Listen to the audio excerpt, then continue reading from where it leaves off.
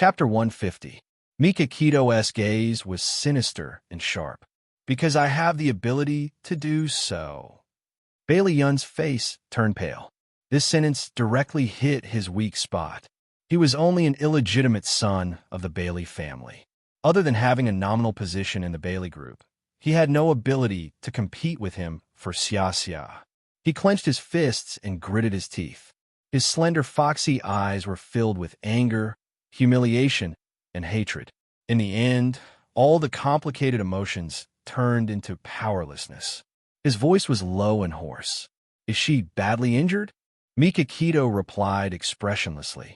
"Not really. I've already applied medicine on her. Of course, I helped her apply it myself." Bailey Yun was furious. He raised his fist and wanted to punch him in the face, but he was caught by the arm. He lowered his voice and said, "Bailey Yun, the children are here. I don't want to mess around with you." Mikakito suddenly flung his arm away and slammed the door shut. Bailey Yun angrily punched the wall. He didn't care that the back of his hand was bleeding. He drove the Lamborghini like the wind. He was full of complicated emotions, but had nowhere to vent. In the end, he rushed in a charming club with a murderous aura. He drank one glass after another to drown his sorrows. Many beauties came forward to hit on him. He shot daggers at them and coldly spat out, "Get lost." The women ran away in tears. Bailey Yun's entire body emitted a powerful aura of resentment and anger. No one dared to approach within 3 meters of him. However, there was one person who wasn't afraid of death. He patted his shoulder and lazily said, "I say, second young master, what happened today? There are broken hearts all over the floor of my bar." Bailey Yun flung Xiao Tianxing's hand away. His foxy eyes were slightly drunk. "Xiao Tianxing, am I a failure as a person?" Xiao Tianxing's sloppy smile froze. "Oh, you suffer a blow? Why are you suddenly talking about such a heavy topic? Don't play around with me. I want to hear the truth." Bailey Yun picked up another glass of wine and gulped it down. Xiao Tianxing sat down beside him. "You're the object of thousands of women.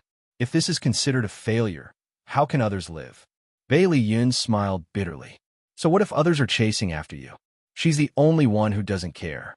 Xiao Tianxing knew he was talking about Xia Dong. He rubbed his eyebrows. "She is already a member of Mikakito. I advise you to give up." Bailey Yun drank another glass, and his mind was already in a mess. He laughed out loud. "She's not. They're just pretending to be engaged. However, I still don't have the chance." His voice gradually became softer, and there was an indescribable sadness in his hazy, drunken eyes. "Who asked me to be so useless? I was destined to be a failure from the moment I was born."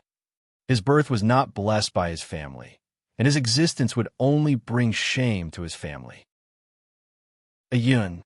Xiao Tianxing put his hand on his shoulder. His expression was serious and serious. "If you really love her, try again." Bailey Yun choked back his sobs. "What if I fail?" "If you fail..." Xiao Tianxing had a headache. He had never encountered such a tricky problem. He paused and said, "If you fail, maybe you should let go." Bailey Yun leaned on the bar counter, trying his best to suppress his strong, surging emotions. He originally wanted to be friends with her and let her slowly fall in love with him. But ever since Beitangshan existed, his image seemed so small. He was afraid that one day she would no longer be able to see him. "Think about it." Xiao Tianxing sighed and patted him on the shoulder. Asterisk when Mikakito knocked on Xia Dong's door with a bowl of fragrant seafood porridge, she was already asleep. Perhaps because she was too tired, she was in a deep sleep. Mikakito knocked twice, but no one answered. He turned the doorknob, but it was locked from the inside. He had no choice but to let her sleep on an empty stomach. Xiao Bao and Xiao Guai were sitting in the dining room. On the surface, they were eating at Gigai's, but in fact, they were listening to what was going on over there. When he saw Mikakito coming back with a bowl, Xiao Bao gritted his teeth and said, "Uncle Shun, you have to make the person who hurt Mom pay the price." Mikakito patted his head. "I will. Hurry up and eat before it gets cold." Hospital, VIP ward. Bailey Han was lying among a pile of instruments and tubes. His head was wrapped in gauze, and his face was pale. His handsome eyebrows were tightly knitted, and his thin lips were tightly pursed, making him look very fragile. Bai Jinxiu sat by his bed, and old Madame Bai was also sitting by the side with Xiao Yi in her arms. The three of them looked worried. Su Yinxian knocked on the door and walked in. She said anxiously, "Grandma, Mommy Bai, how is Han?" Old Madame Bai sighed. "He's out of danger, but he hasn't woken up yet." Old Madame Bai still didn't know that Su Yunxian was faking her pregnancy, so her attitude toward her was normal. How did Han get injured? Su Yunxian looked distressed. Before old Madame Bai could say anything, Bai Jinxiu snorted coldly. "It's all because of that woman, Xia Dong. She and Xiao Yi were kidnapped, and Han got injured in order to save them." Bai Jinxiu's words were full of disgust for Xia Dong, and he didn't even consider that his words would hurt Xiao Yi. Xiao Yi was already feeling guilty. When she heard this, her small body stiffened, and she couldn't help but clench her fists. Old Madame Bai keenly sensed the change in his emotions, and she hugged him tighter. She said in a deep voice, "Jinxiu, you can't blame Xia Dong and Xiao Yi for this. If you want to blame someone, blame those vicious kidnappers. How dare they target our Bailey family?" Su Yinxian was shocked and angry. She didn't expect that group of idiots would lead Bailey Han to them. She had clearly hinted to them that Mika Keto was Xia Dong's backer. She clenched her fists again and again to suppress the anger in her heart. She revealed a shocked expression. "Xiao Yi was kidnapped too? Is Xiao Yi all right?" She bent down, wanting to touch Xiao Yi's head. The moment her palm landed on the top of his head, Xiao Yi screamed and hit and kicked her. Old Madame Bai repeatedly comforted her. "Don't be agitated, baby. It's okay. Great-grandma is here." Su Yinxian took a few steps back, and her expression was a little ugly. Bai Jinxiu comforted her. "Yinxian, don't mind him. Xiao Yi is just frightened. It's okay, Mommy Bai. It's my fault. I know that Xiao Yi will be more agitated when he sees me, but I still can't help but want to care about him." Su Yinxian forced a smile. Bai Jinxiu sighed, and her elegant brows furrowed slightly. Bailey Han, who was lying on the hospital bed, suddenly moved his lips. Old Madame Bai leaned over excitedly, thinking that he was about to wake up. However, she heard him close his eyes and murmur softly, "Xia Dong. Xiao Yi. Xia Dong." Su Yunxian's face instantly turned pale. He was unconscious, but he was still thinking about that woman. Old Madame Bai and Bai Jinxiu's expressions also turned ugly. "Xia Dong. Xiao Yi." He frowned in pain and repeatedly called out their names. It was as if he was being haunted by a nightmare. His fingers were still agitated, but he suddenly clenched them. Xiao Yi struggled to crawl out of old Madame Bai's arms. He moved his body and crawled to Bailey Han's pillow. He reached out his small hand and stroked his cold cheek. He said softly, "Daddy, I'm Xiao Yi. Daddy, please wake up quickly." Old Madame Bai and the others widened their eyes in disbelief. Xiao Yi spoke. Su Yinxian was the most shocked. She began to panic. If Xiao Yi revealed that she had pushed him down the stairs, not only would Han hate her, but the entire Bailey family would never accept her again. Xiao Yi's whispers were really effective. Bailey Han's murmurs gradually disappeared. His fingers were no longer nervously curled, but calmly stretched out. However, his brows were still slightly furrowed, as if he was still worried about something. "Daddy, I'm sorry." Xiao Yi lay next to him, his small body close to him. His small head rubbed against his arm. His eyes were glistening with tears, but he held them back and did not let them fall. Old Madame Bai wiped the corners of her eyes, leaned closer, and gently hugged the father and son. Su Yinxian had been feeling uneasy. Fortunately, after Xiao Yi said those two words, he did not open his mouth again. Her heart slowly calmed down. At night, Bailey Han still did not wake up. Old Madame Bai wanted to stay and wait for him to wake up. Bailey Xiong, Bai Jinxiu, and the others persuaded her in every way possible. Su Yinxian insisted on staying to accompany him, but as the rich miss, there were many things that she did not know how to do, so she hired a senior nurse. After sleeping in a hospital for a night, Su Yunxian's body was sore all over. After giving the nurse a few instructions, she drove home to take a shower and change her clothes. When she returned to the hospital, old Madame Bai and Xiao Yi had already arrived. Old Madame Bai said pleasantly, "Yinxian, thank you for your hard work last night." The nurse was very sensible. She told old Madame Bai about how Su Yinxian took care of Bailey Han last night. Su Yinxian smiled faintly. "Grandma, this is what I should do. I just went home to change my clothes and ask the kitchen to make soup for Han. When he wakes up, it will be sent over." Old Madame Bai nodded in satisfaction. "Xiao Yi, good morning." Su Yinxian walked 2 steps away and greeted Xiao Yi with a smile. Xiao Yi stared straight at Bailey Han as if she did not exist. Old Madame Bai said helplessly, "Xiao Yi only said a few words to Ahan last night. After returning home, he refused to speak again." This explained why he was ignoring her. Su Yinxian knew that Xiao Yi did not tell anyone about her. She was ecstatic. Her eyes moved, and she was about to say something when she suddenly heard old Madame Bai's surprised voice. "Ahan, you're awake."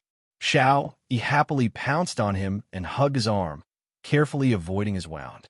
Bailey Han's face was very pale. His lips were pale, and his eyes were a little dim. His fingers moved slightly and slowly lifted up to land on Xiao Yi's face. He called out in a hoarse voice, "Xiao Yi, Daddy." Xiao Yi could no longer hold back the tears that she had been holding back for a long time. They fell down, and she threw herself into his arms and cried. Welfare Hongcha 866. Chapter 151. The corners of Bailey Han's lips curled up.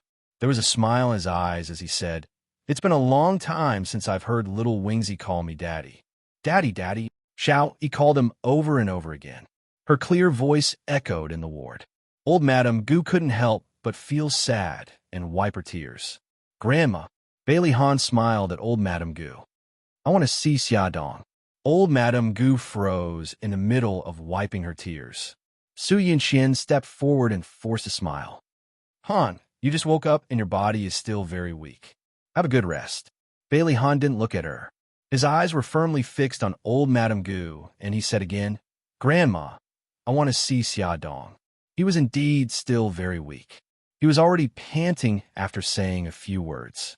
Old Madame Gu couldn't bear to refuse him when she saw him enduring the pain. She sighed and walked out of the ward. Su Yinxian followed her and said in a low voice, "Grandma, are you really going to ask Xiaodong to come over?" Old Madame Gu was helpless. "Yinxian, you know Ahan's temper. If I don't let him see Xiaodong, he won't cooperate with the treatment. In his current condition, I have to agree. Grandma, you're right. I didn't think it through." Su Yinxian gritted her teeth and forced a smile. Old Madame Gu patted the back of her hand. "Yinxian, it's been hard on you. It's okay, Grandma. As long as Han gets better soon, I don't care." After a night of rest and Mika Keto's special wound medicine, Xiaodong's injuries had healed a lot. Some parts of her body had scabbed over, and the bruises had faded. Walking out of the bedroom, Mika Keto was wearing an apron and was busy in the kitchen. He was tall and straight, wearing an apron with cartoon dolls printed on it. He looked out of place. She leaned against the wall and chuckled. "You're awake. Does your wound still hurt?" Mika Keto held a spatula and poked his head out of the kitchen to ask her. His eyes were full of love. "It's a lot better. Brother Shun, why are you cooking again? Just order some takeout." She felt guilty eating the food cooked by the CEO every day. "It's not safe to buy it outside." Mika Keto turned back into the kitchen and turned the fried eggs in the pan. "Let's go outside." The smell of oil and smoke. "Oh, okay." Xiaodong sniffled. It smelled so good. She fell asleep without eating anything last night, so she was really hungry now. After washing up, she woke the 2 little guys up. The first thing Xiao Guai did when he got out of bed was to lie in front of her. He said with concern, "Mommy, does your wound still hurt?" Xiaodong kissed him on the forehead. "Guy, don't worry. Mommy's wound doesn't hurt anymore." Xiao Guai blinked and cupped her face with his little hands. He moved his little mouth close to her swollen face and blew gently. "Mommy, I'll blow on it for you. It won't hurt anymore after I blow on it." Xiaodong hugged her daughter's soft little body tightly. "Yes, yes." It doesn't hurt at all. Gi Guy's blow really works. When he called Xiao Bao rubbed his messy hair with a confused look in his eyes. He stuck his little butt out and rummaged around the pillow for a while before he found an exquisite necklace and handed it to Xia Dong without saying a word. Xiao Bao, is this for me? The sleepiness in Xiao Bao's eyes finally disappeared. He nodded heavily and puffed up his little bun face. Mom, no matter where you go in the future, you have to wear this necklace. This way, even if you go to the ends of the earth, I can find you. He thought about it for most of the night before coming up with this idea. It's so magical. You didn't install a global positioning system in the necklace, did you? Xia Dong smiled and joked. She took the necklace from her son and observed it carefully. It should be platinum. It was low-key and luxurious. The pendant was a green and white cat's eye stone. It looked beautiful and elegant. Almost. This cat's eye stone is hollow. I put a very small tracker in it. Mom, lower your head. I will put it on for you. If there was another person who was not afraid of death and kidnapped his mother, he would be able to find her location in the first place. Xia Dong lowered her head and asked curiously, "Where did you get this necklace?" Xiao Bao chuckled. "I got it from Uncle Shun. Anyway, this was prepared by Uncle Shun and he planned to give it to you. So, I modified a little." His chubby little fingers moved nimbly behind her neck and fastened the necklace. He suddenly leaned over to her injured cheek and kissed it quickly. He turned his face away and looked uncomfortable. "Does it still hurt?" Xia Dong rubbed his hair and smiled. "It was still very painful, but it didn't hurt anymore after you kissed it. So, my precious son, why don't you kiss it again?" "No way." Xiao Bao awkwardly escaped from her arms. His little ears were dyed a light pink. The mother and son came out of the bedroom. Mika Keto was carrying breakfast from the kitchen. He saw the necklace on Xia Dong's neck and smiled. "Breakfast is ready. Xiao Bao and Xiao Guai, hurry up and wash up." "Okay," the two tender voices answered together. They smiled. It felt good to have Mommy and Uncle Shun. After breakfast, Mika Keto went to the office while Xia Dong stayed at home. She was about to call Bailey Yun to ask about Bailey Han's situation when she suddenly received a call from old Madam.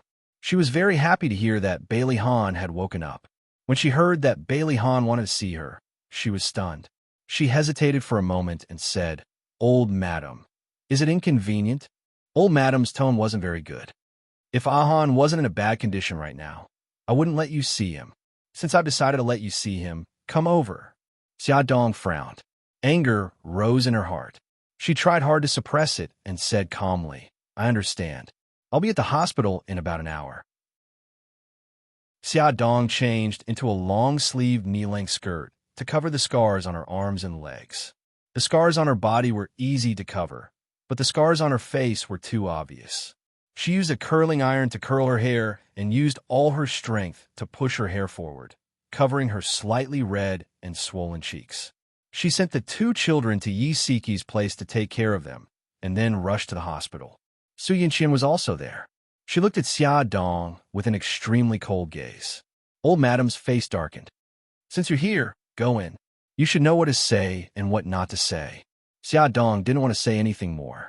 She nodded and pushed open the door of the ward. The sunlight shone in through the window and cast a shadow in the middle of the room. Xia Dong stood quietly in front of Bailey Han's bed. Her heart ached as she looked at his pale face. Bailey Han was also looking at her. Although she tried hard to cover it up, he still saw her injured cheeks. She must also be covered in scars where he couldn't see them. Some of them were even caused by him. She said in a hoarse voice, "I'm sorry. If I hadn't implicated you, you wouldn't have become like this." He closed his eyes and smiled tiredly. "It's not your fault. Come to think of it, he was the one who had implicated her. If he had done a better job back then, the incident with old Mo wouldn't have happened." He waved his hand and she walked closer. He said softly, "Do the injuries on your body still hurt?" He paused for a moment and his face turned slightly pink. Did I hurt the child in your stomach?" Xia Dong knew what he was referring to. Her face heated up and she looked down uncomfortably. "No, it's okay. The child is fine." He was full of guilt and said softly, "I'm sorry. I almost hurt you." Xia Dong's nose twitched and she burst into tears. "You scare me to death." Do you know that you almost killed yourself? He smiled. I didn't want to hurt you. If he hadn't sobered up at the last moment, he really didn't dare to imagine what kind of terrible consequences it would have caused. Xiaodong's heart skipped a beat. She bit her lip and tried to control her emotions. Thank you. There was a gentle smile in his eyes. She tried to say something happy. He spoke. When you were unconscious, he hugged you and cried very sadly. He chuckled. I know. If it wasn't for his cries, I might still be unconscious. His face was pale. It was obvious that he was forcing himself to talk to her. She smiled and said, Mr. Bailey, have a good rest. I'll come and see you another day. Bailey Han suddenly grabbed her wrist. Call me Bailey Han. Compared to a polite address, he was more willing to hear her call him by his full name when she was flustered and exasperated. It gave him a familiar sense of closeness.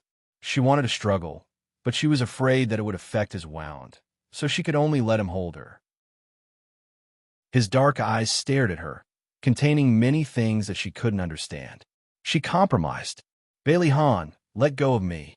If old Madam and Su Yunxian saw this, she wouldn't be able to explain herself. He slowly let go of her. I'll leave first. Have a good rest. She walked to the door. Before she opened it, his tired voice suddenly came from behind. Xia Dong, did we know each other before? Her outstretched hand froze. With her back facing him, she asked, Why do you ask?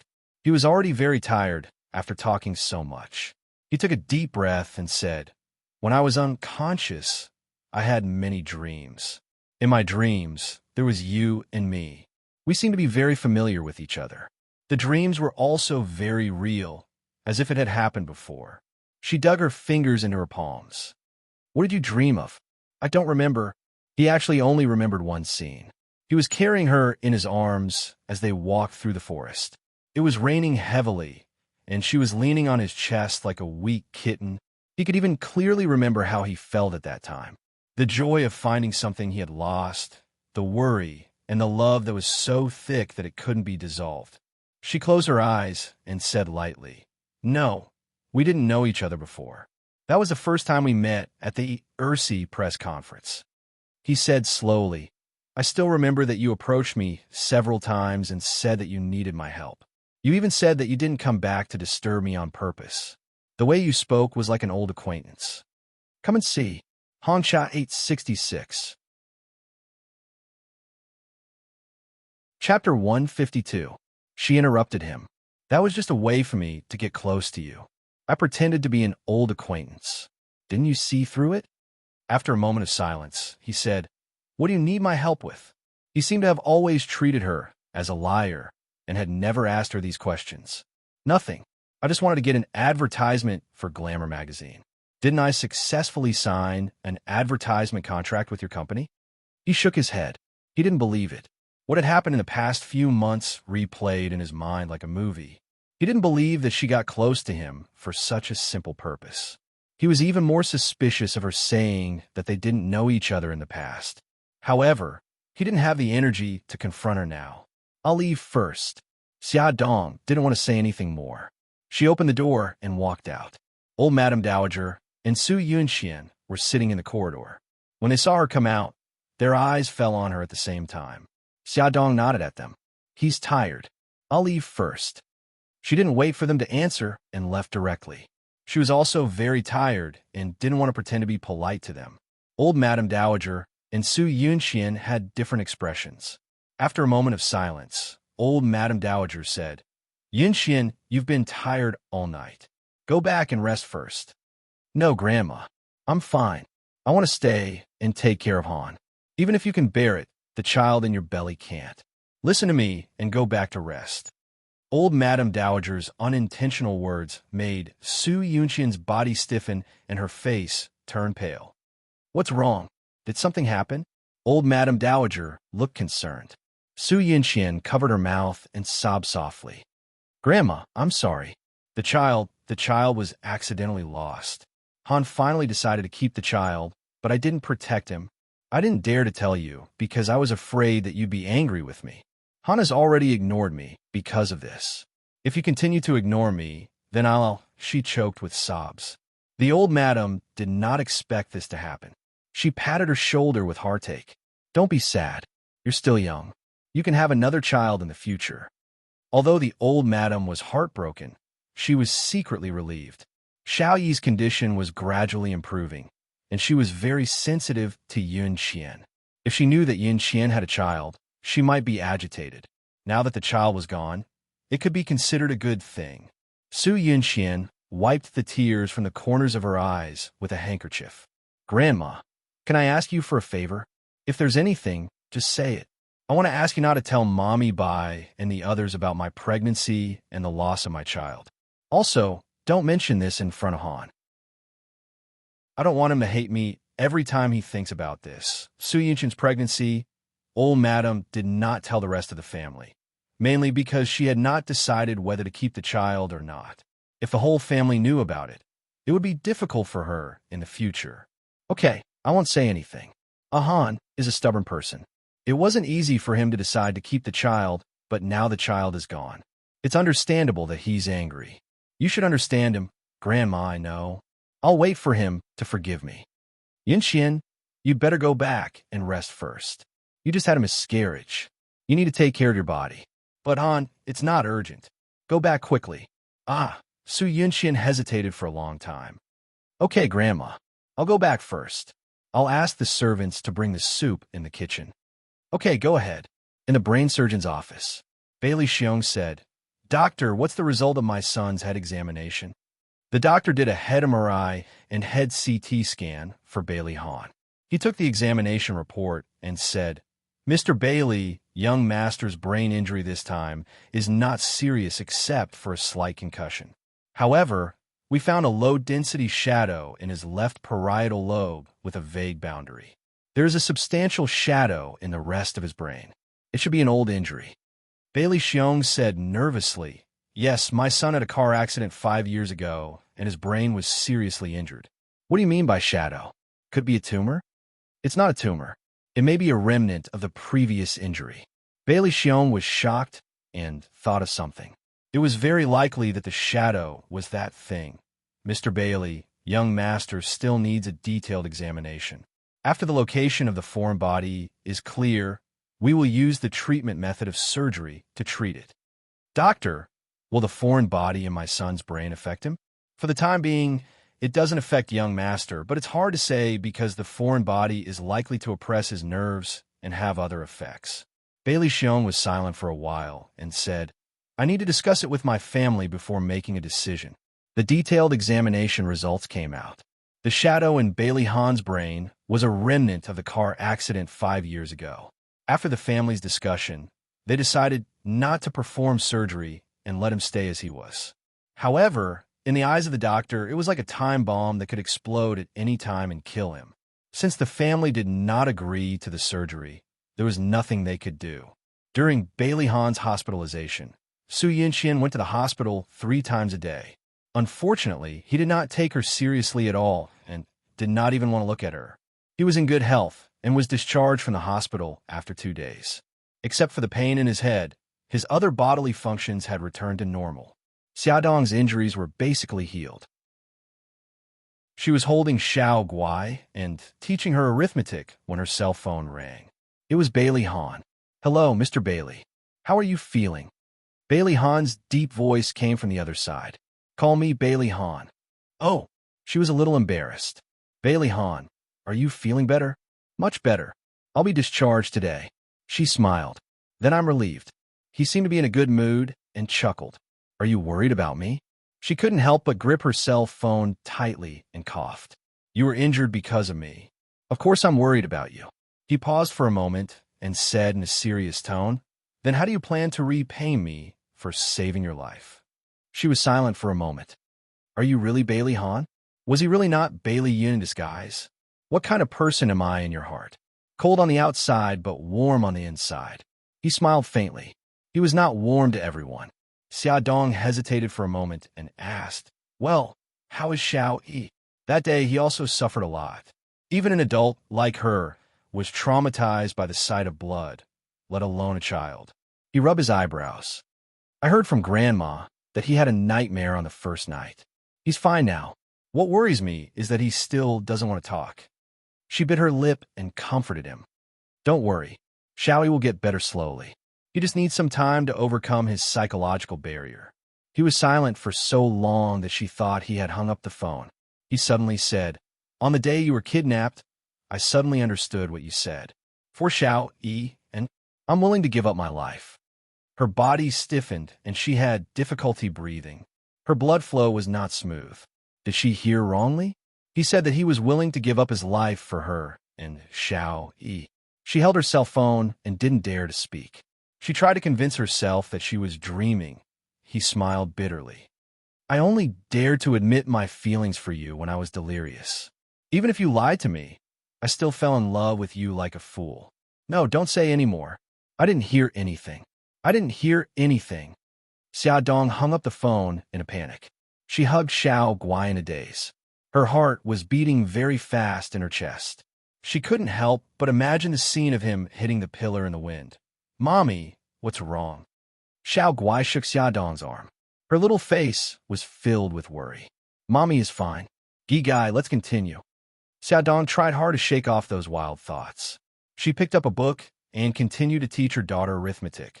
Bailey Han held his cell phone in silence. He closed his eyes and rubbed his forehead. He must be crazy. He knew it was impossible between them, but he still wanted to tell her his feelings for her. She was Mika Kito's woman. She was Mika Kito's woman. He reminded himself twice. He wanted to throw her to the back of his mind, but her figure became clearer. There was a soft knock on the door. He said, Come in. Lin, he walked in. Mr. Bailey, are you okay? Bailey Han extended his hand and gestured for him to sit. I'm fine now. Dr. Lin, I invited you here to ask you something. Xiao, he clearly spoke when I was injured, but now he's not saying anything. What's going on? Lin, he furrowed his eyebrows. Can you be more specific? What happened? Bailey Han crossed his arms and told him everything that happened that day in detail. Of course, he didn't mention Xia Dong's name, and that old MO came for revenge. After that, he told her about how little Wingzy had cried while he was unconscious. Lenny thought about it seriously for a few seconds before saying, I think little Wingzy's autism is almost fully recovered. The reason why he doesn't want to talk now is probably because he feels guilty and doesn't know how to communicate with you. You also said that little Wingzy felt very guilty. He felt that he was the cause of this kidnapping and your injury. Then what should we do? Communicate with him patiently. You have to send a message that you love him very much. The kidnapping has nothing to do with him. It's not his fault that you're injured. Use positive emotions to influence him and let him walk out of his guilt. Also, divert his attention. Don't let him think about it all the time. Understand. Thank you, Dr. Lin. You're welcome. Let me know if you need me. Attention, Songshu 566. Chapter 153. When he sent Lin Yi downstairs, Bailey Han saw Xiao Yi open the door and poke his head out. His eyes flashed as soon as he saw them. He quickly returned to his room and closed the door with a bang. How could he get rid of his psychological barrier? Bailey Han rubbed his eyebrows and thought. Bailey Han told the whole family about Lin Yi's suggestion. They resolutely carried out a series of measures. They never mentioned the kidnapping and took extra care of Xiao Yi. Bailey Han didn't go to the company either. He accompanied him every day. Lu Zihao reported to him on the phone, and important documents were sent home for his approval. He and little Wingzy bathed Lil P together. Because the young master had no experience in bathing pets, Lil P became uncomfortable.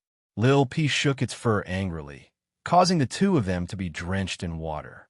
With their faces full of water droplets, they went upstairs to change their clothes with the same serious expression. The servants who were hiding and peeking all covered their mouths and laughed wildly. They sat cross-legged on the floor and played video games or go together. Bailey Han also taught Xiao Yi how to swim, how to shoot darts, and took him to ride the roller coaster. In short, he would bring little Wingzy along to experience any games that children played.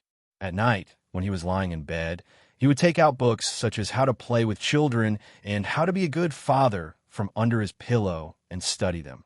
The results of playing with his son were obvious. His son no longer avoided his gaze and would smile brightly at him.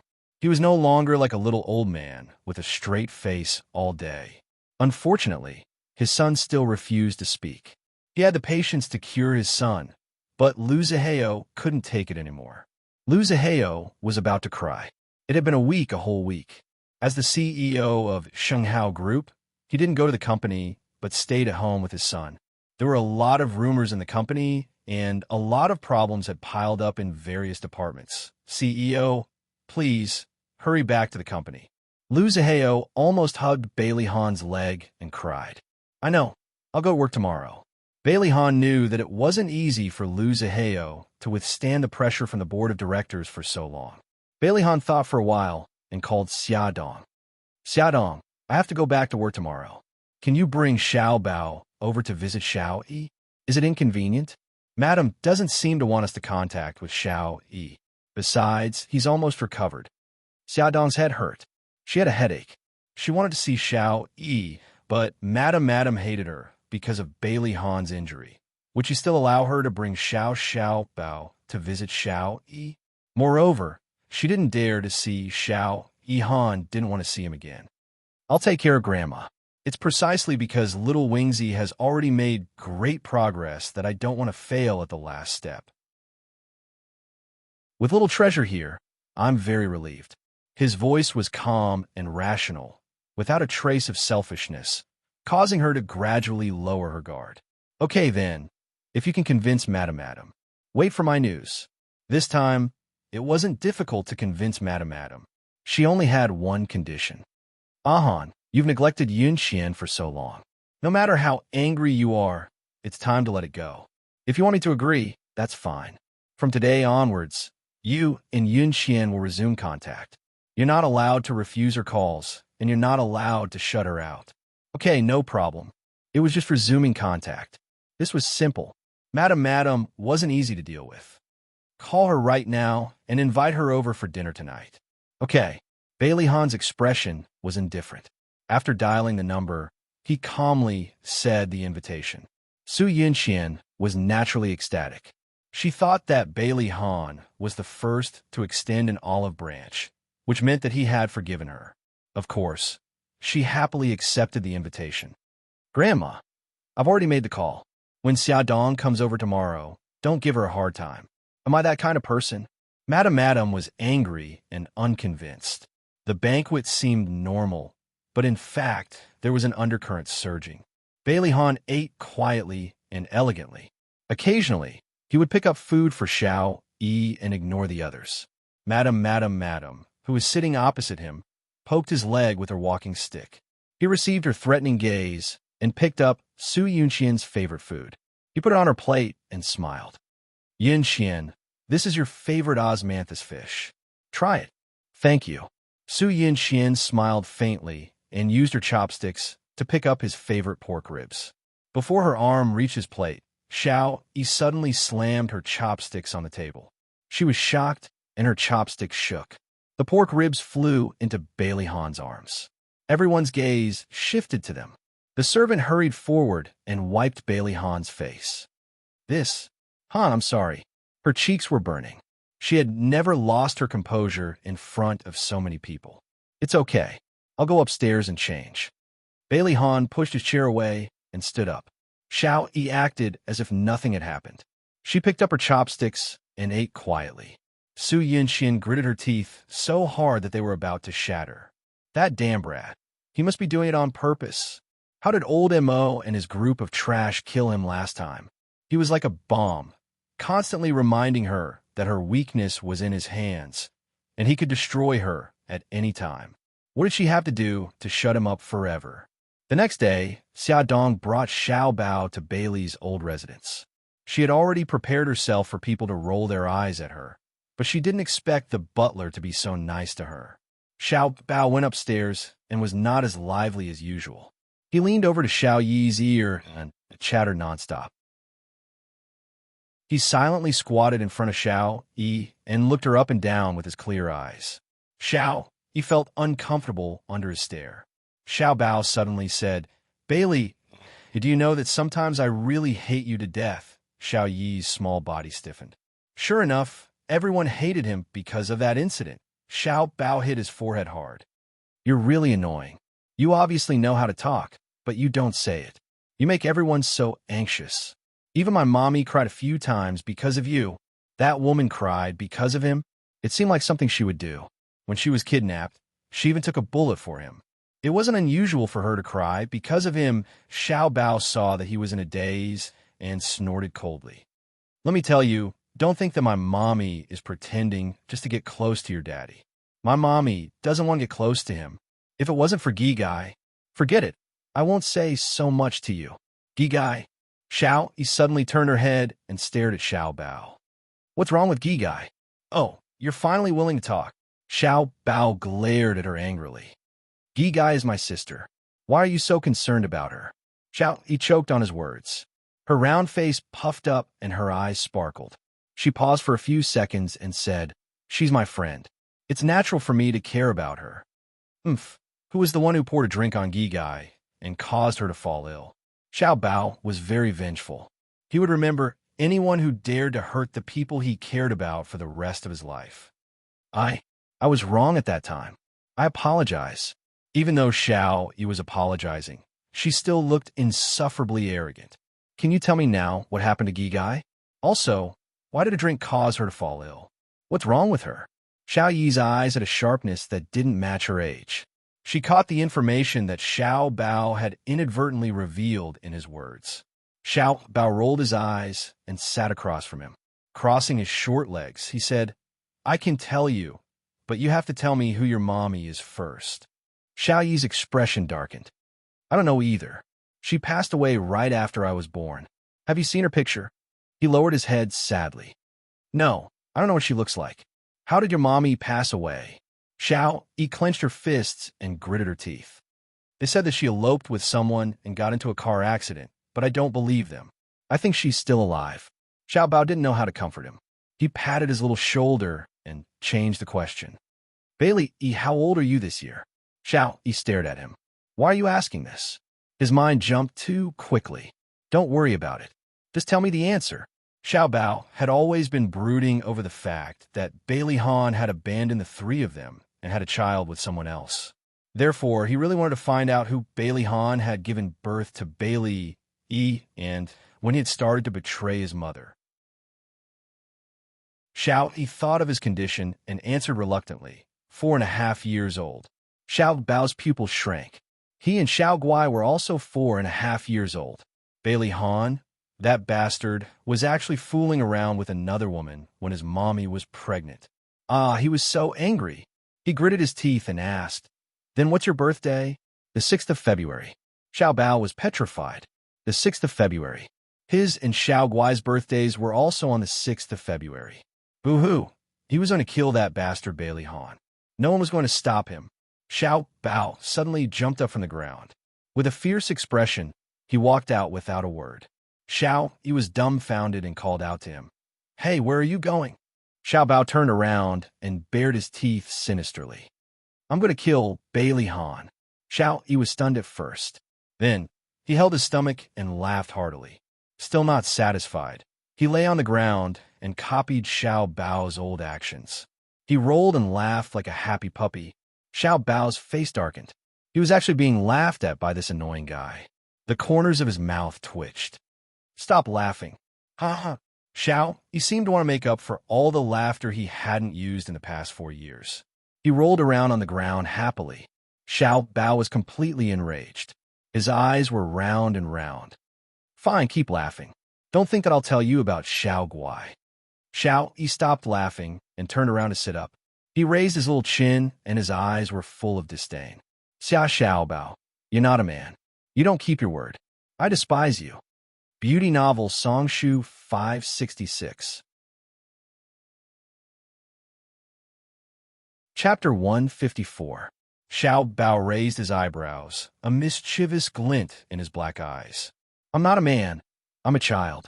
This time, it was Xiao Yi's turn to grit his teeth in anger. Xiao Bao, you cheated.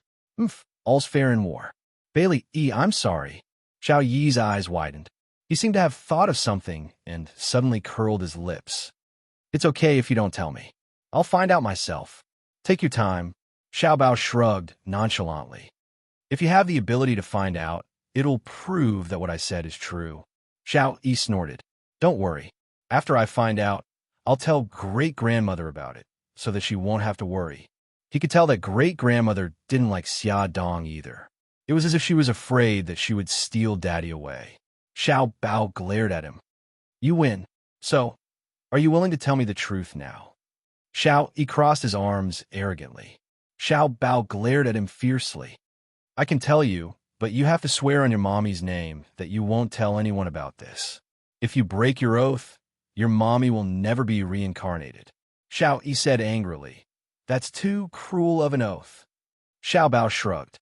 As long as you don't break your oath, everything will be fine. Xiao Yi was conflicted. In the end, his curiosity won out. He gritted his teeth and said, I swear that I won't tell anyone about what you told me. Otherwise, my mommy will never be reincarnated. Okay, you can tell me now. Very good. You have to remember your oath. Xiao Bao patted his shoulder in satisfaction. This is what happened. Xiao Bao only talked about his sister's illness and how his mother had no choice but to give birth to a child with the same blood as Gigai to save Gigai. As smart as Bailey Yi was, he immediately reacted. His eyes widened in disbelief. So, you and Xiao Guai are also Daddy's children? That's right. Xiao Bao pouted in disdain. But I won't acknowledge him. He abandoned the three of us and even had you with another woman. He's so despicable. Xiao Yi didn't recover from the huge shock for a long time. He stared blankly at the floor. His daddy actually had 2 children with another woman. Hey, are you stupid? Xiao Bao poked his arm with his finger. You've already sworn that you won't tell anyone. Do you hear me? No, that's impossible. Xiao Yi grabbed his hair angrily. Didn't you say that your daddy is Mikakido? Xiao Bao rolled his eyes. I was lying to you. If my daddy is Uncle Shun, I have no reason not to take his surname. You're lying to me. You must be lying to me. Xiao Bao, I won't believe you. Xiao Bao sneered. I'm lying to you? What's the benefit of lying to you? Let me tell you, I've never liked you because your mother seduced Bailey Han and made him abandon my mother. No, that's not it. My mother isn't that kind of person. Daddy must know my mother first. Xiao Bao, you're not allowed to speak ill of my mother. Whether you believe it or not, that's what happened. Xiao Bao didn't back down and stared into his eyes. Xiao Yi rushed up angrily and grabbed Xiao Bao's collar. The 2 little guys wrestled with each other. Bailey Yi, I'm warning you. Don't hit my face. Xiao Bao, don't grab my hair. Let go of me. The 2 of them fought for more than 10 minutes before they finally got tired. They grabbed each other's necks and lay on the floor, panting. Bailey Yi, let go. You let go first. Let's let go together. I'll count to 3. Xiao Bao counted to 3, but the 2 sly guys didn't let go. They were still grabbing each other's necks. If you don't let go, I'll suffocate to death. I'll count to 3 again. Okay, Xiao Bao, don't play any more tricks. Xiao Bao's little face was red from suffocation. He counted to 3 again. This time, the 2 of them let go at the same time. They were panting and staring at each other with eyes that said, I can't wait to bite you to death. The 2 little guys were injured. Xiao Bao took a punch to the cheek. Xiao Yi's hair was a mess, and there was a bunch of hair on the floor that had been thrown away. Their clothes were messy, and they were in a sorry state. After a few minutes, the 2 of them calmed down. Xiao Yi was still immersed in the huge blow. She gritted her teeth and said, If you and Xiao Guai were Daddy's children, wouldn't you want to acknowledge him? Xiao Bao sneered. I won't acknowledge someone who abandoned me. As for Xiao Guai, she doesn't even know who Daddy is. She also doesn't know what illness she has. So don't let it slip in the future. Xiao Yi was stunned. After a while, she asked, Is Xiao Guai's illness serious? Xiao Bao's expression became serious. It's serious. It's very serious. Otherwise, my mommy wouldn't have been so desperate to get close to your daddy. Xiao Yi fell silent. She turned her back to Xiao Bao and curled her little body up. She still couldn't accept this. Xiao Bao suddenly felt sorry for her when she saw how lonely she looked. She hesitated for a few seconds, reached out, and patted her on the shoulder. She said softly, Don't worry.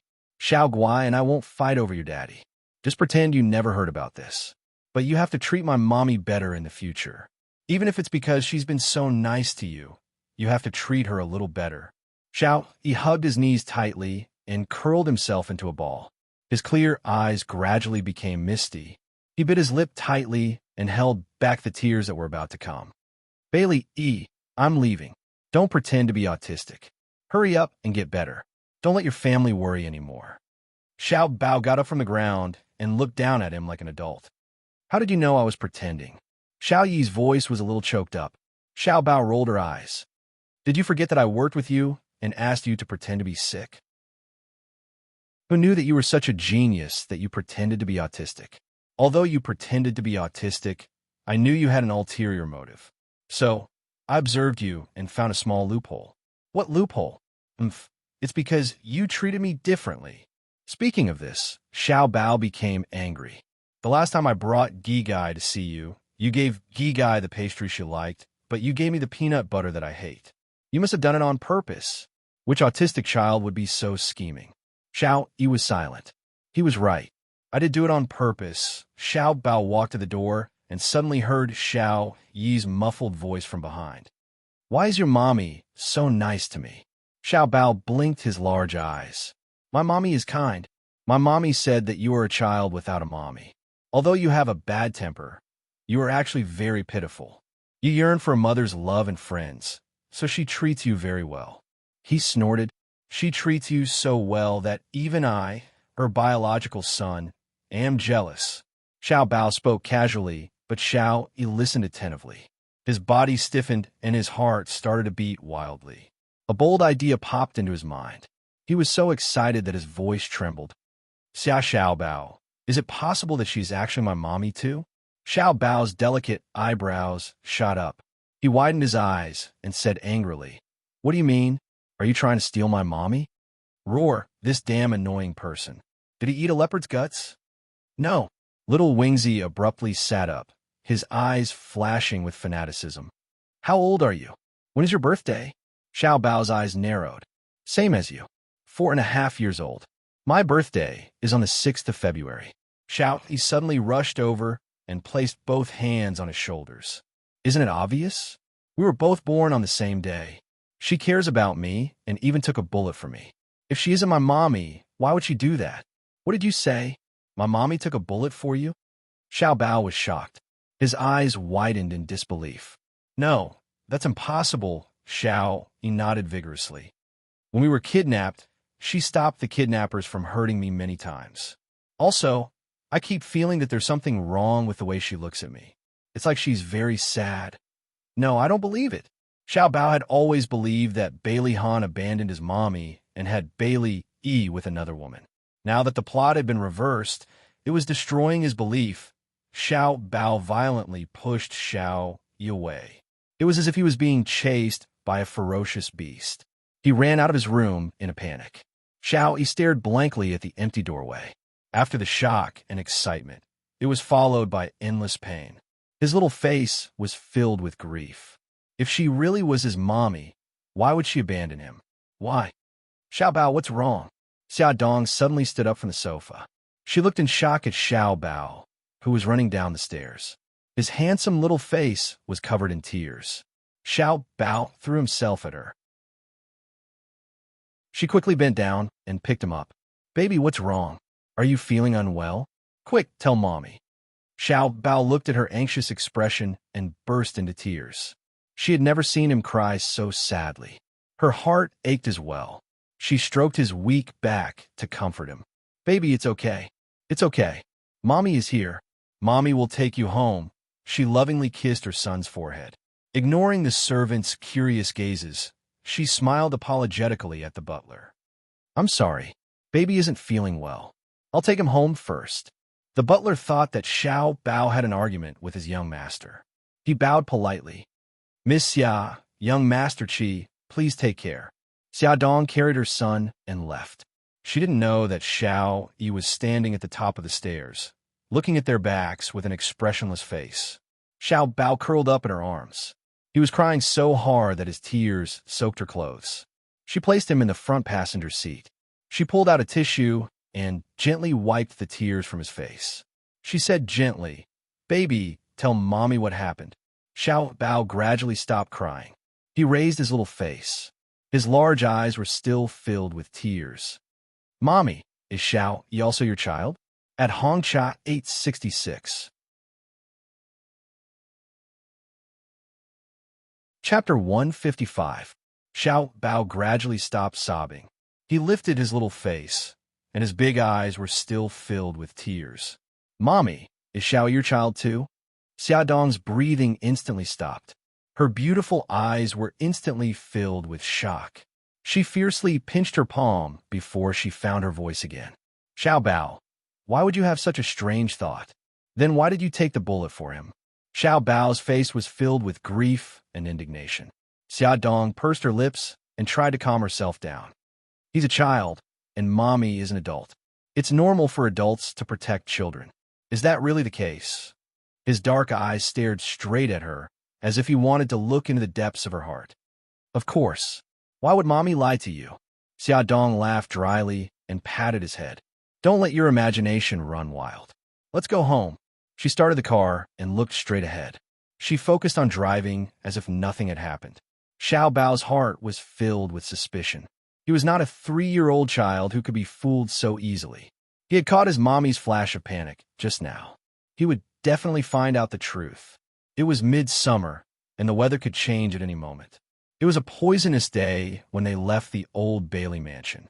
They had just reached the foot of the mountain when it suddenly started raining heavily. The rain splashed against the car window. Xiaodong slowed down the car and glanced sideways at Xiao Bao, who was staring out the window in a daze. "Baby, did Xiao Yi speak today?"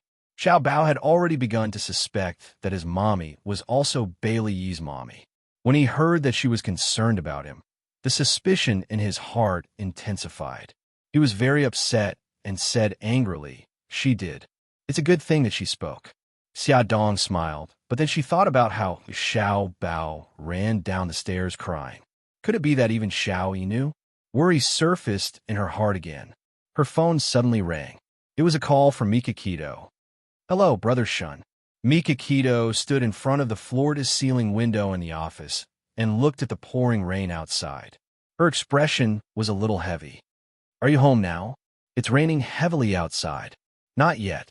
We just reached the foot of the mountain in the villa area." "Brother Shun, is something the matter?" Xiaodong noticed that his tone was a little heavy. Mikakito rubbed her eyebrows.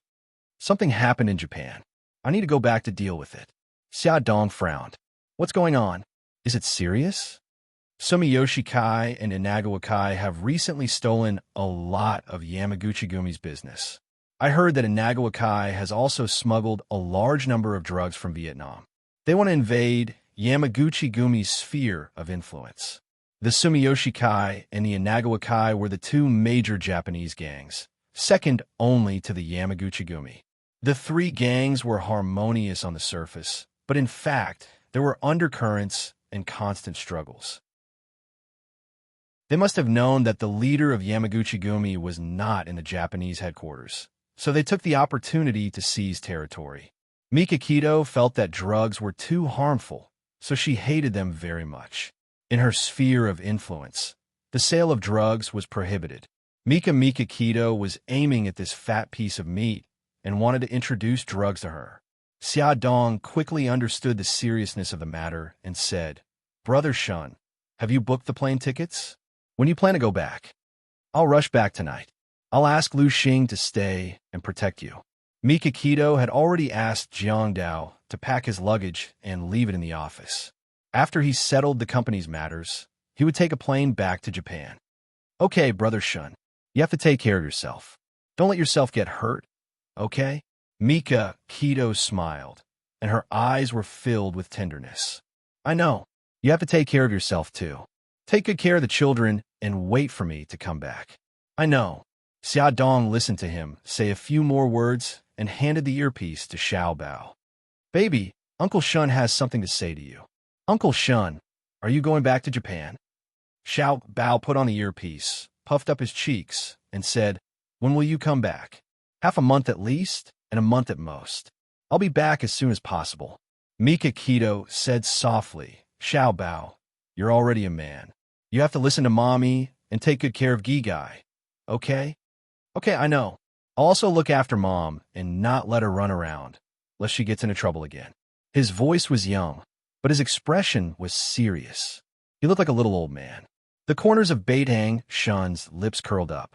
He was half joking and half serious. If other men approach her, remember to chase them away. Xiao Bao nodded seriously. Yes, that's right. Before Mikakito left, she had already arranged everything. She was worried that Xia Dong would tire herself out, so she specially hired a nanny. In addition to Lu Xing, who was ordered to protect her, there was also a female bodyguard named Suzaku who rushed over from Japan to protect them. Suzaku arrived in China the next morning. She was very beautiful, charming, and gorgeous, but it was a pity that she had a cold expression on her face, as if someone owed her a lot of money. Xia Dong joked in Japanese, Suzaku, I just found out that Yamaguchi Gumi has such a beautiful bodyguard like you. Suzaku replied in Chinese, strictly speaking, I'm not a member of Yamaguchi Gumi. I just signed an agreement with Mikakito and worked for him. Oh, I see. Xia Dong nodded in understanding. Suddenly, her eyes narrowed. You're from China? Yes. Suzaku was a woman of few words. Miss Xia, if there's nothing else, I'll go out first. Okay. Thank you for your hard work. I'll prepare a room for you. Xia Dong lived in a 3-bedroom apartment. She planned to let Xiao Guai sleep with her and leave Xiao Guai's room for Suzaku. As for Lu Xing, she would let him do whatever he wanted after work. Xia Dong had been unkind for a long time. No, I have a house in a city. Suzaku had a villa in a city before she was sent to Japan by Mikakito. It was obvious that being a killer was a high-risk, high-income profession. The rain didn't stop until evening. Bailey Han drove back to the old house. Immediately, a servant was waiting for him at the gate with an umbrella. As soon as he opened the car door, the servant held the umbrella and said with a smile, Young master, you're finally back. Little master is speaking. A look of surprise flashed across Bailey Han's eyes. He quickened his pace and walked to the living room. As soon as he reached the door of the living room, he heard the old lady's laughter and Xiao Yi's clear and tender voice. He seemed to be telling a joke, which made the old lady laugh. Bailey Xiong and Bai Jinxiu were also sitting in the living room with smiles on their faces. The servant took off his wet coat and hung it on the floor hanger. Bai Jinxiu smiled and said, Han, you're back at the right time. Come and listen to Xiao Yi's joke. It made the old lady very happy. That's right. Come and listen too. The old lady wiped the tears from the corners of her eyes. No one could tell if they were tears of laughter or tears of joy. Daddy, you're back. Xiao Yi stood up from the sofa and greeted him Gigai. Bailey Han patted his head, picked him up, and put him on his lap. What joke is Xiao Yi telling? Tell it to Daddy too. Okay. His beautiful eyes curved. But Daddy, I have a condition. If I can make you laugh, you have to promise me one thing. You've learned to negotiate with Daddy? Bailey Han's eyes were smiling. His cold and handsome face seemed to soften a lot. He ruffled his hair. Let's hear it. He pursed his lips, and his dark eyes were filled with anticipation. Daddy, I want to thank Chief Editor Xia in person. I know that she took good care of me when I was sick. The old lady's expression changed. She wanted to say something, but in the end, she held back. Bailey Xiong and his wife's expressions were also a little ugly. Bailey Han's lips curved. You should thank her, but I can only make a decision after I hear your joke. Little Wingsy's eyebrows also curved as he began to tell a lively joke. The joke itself was not very funny, but when paired with his rich facial expressions, it seemed particularly funny. Bailey Han looked at his little face brimming with smiles. That pair of eyes that were as bright as the stars made him smile from the bottom of his heart. He realized that after his son fell ill, he had become a little different. His expression had become richer, and he smiled more often. He enjoyed the change in his son. Before going to bed, Bailey Han went to Xiao Yi's room. He was already asleep. His small body lay on the bed and only took up a small space. He didn't seem to be sleeping very well, and his brows were slightly furrowed. Bailey Han reached out and smoothed out the wrinkles between his brows. He gently stroked his cheek.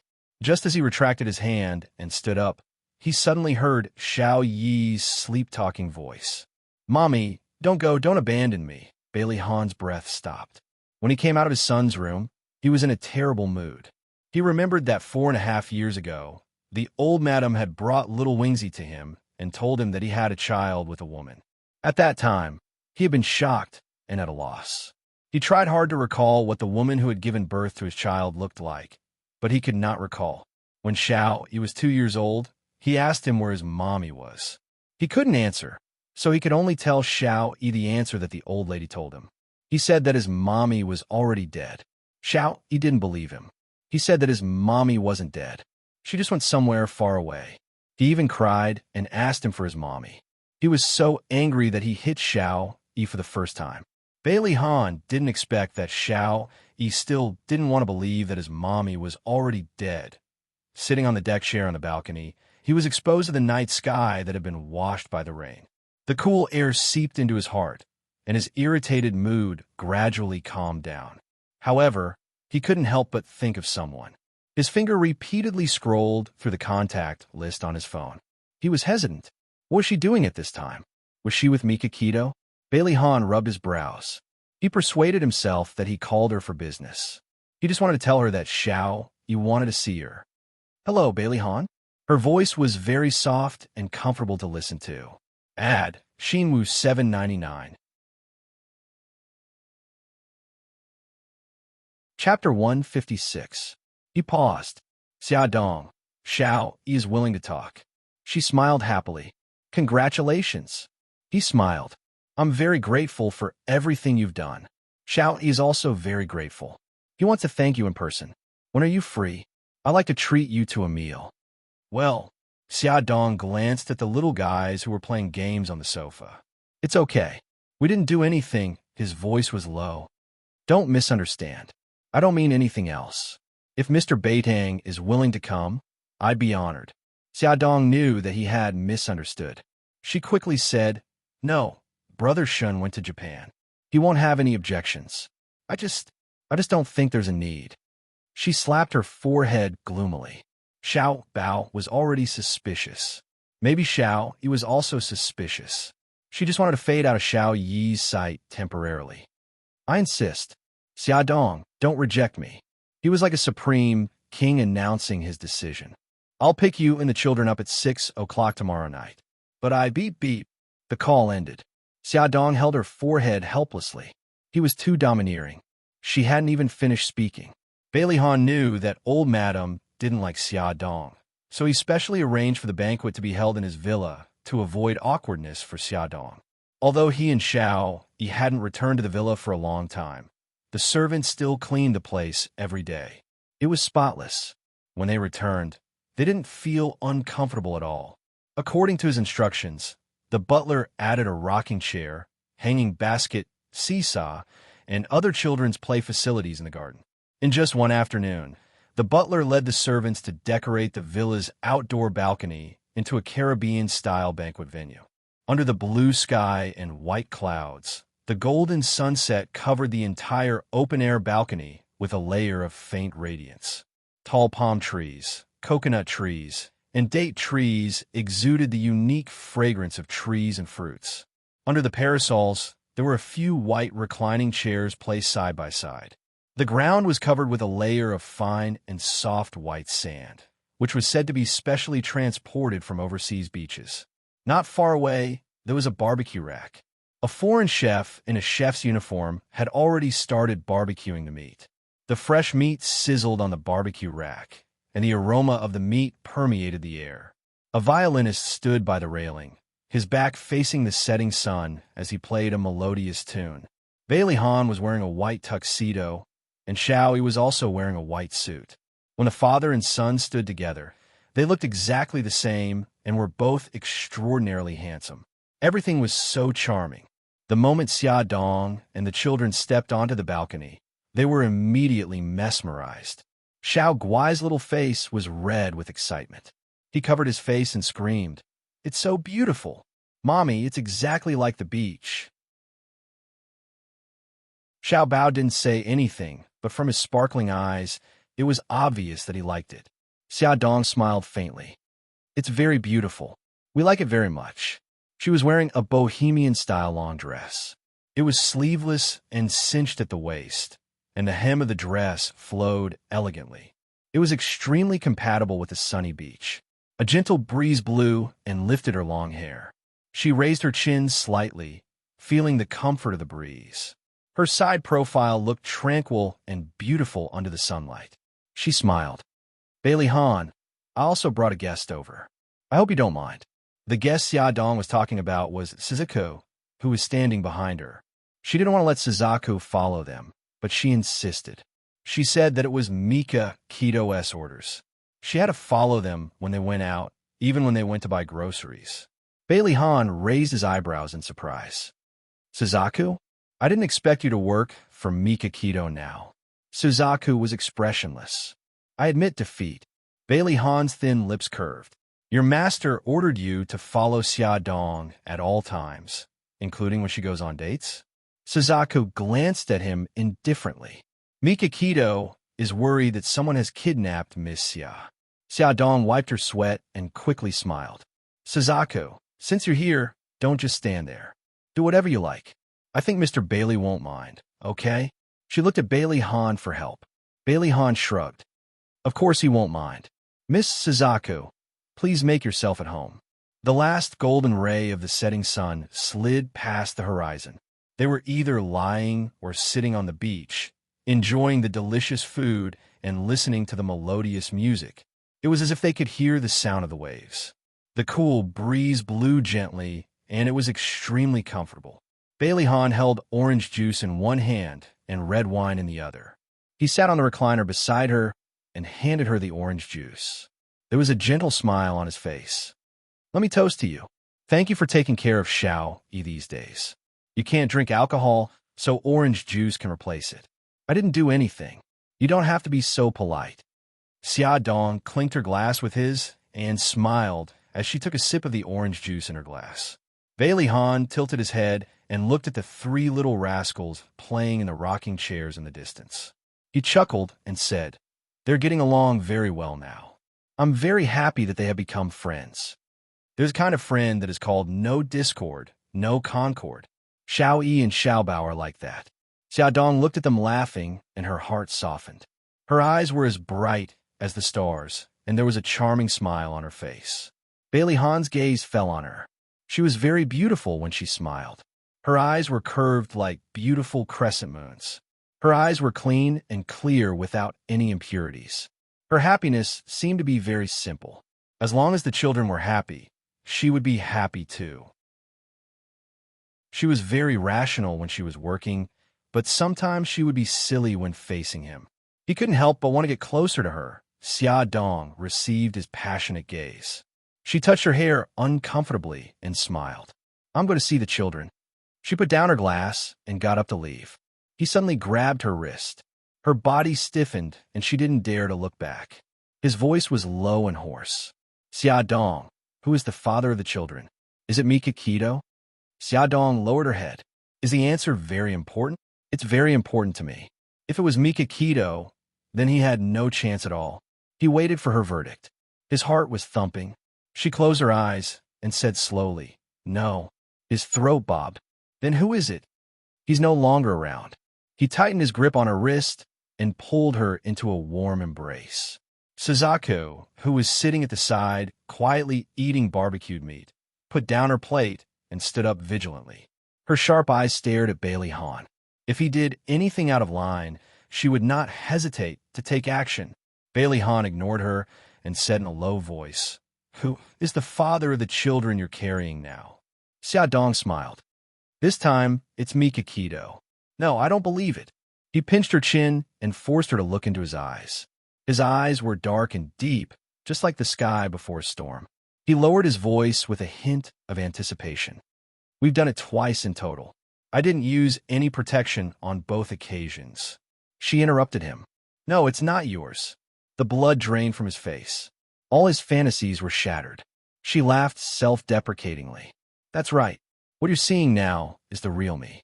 I'm a promiscuous woman who's two-timing. You can use any word you like. Stop talking. He suddenly covered her mouth. There was a cold anger in his eyes.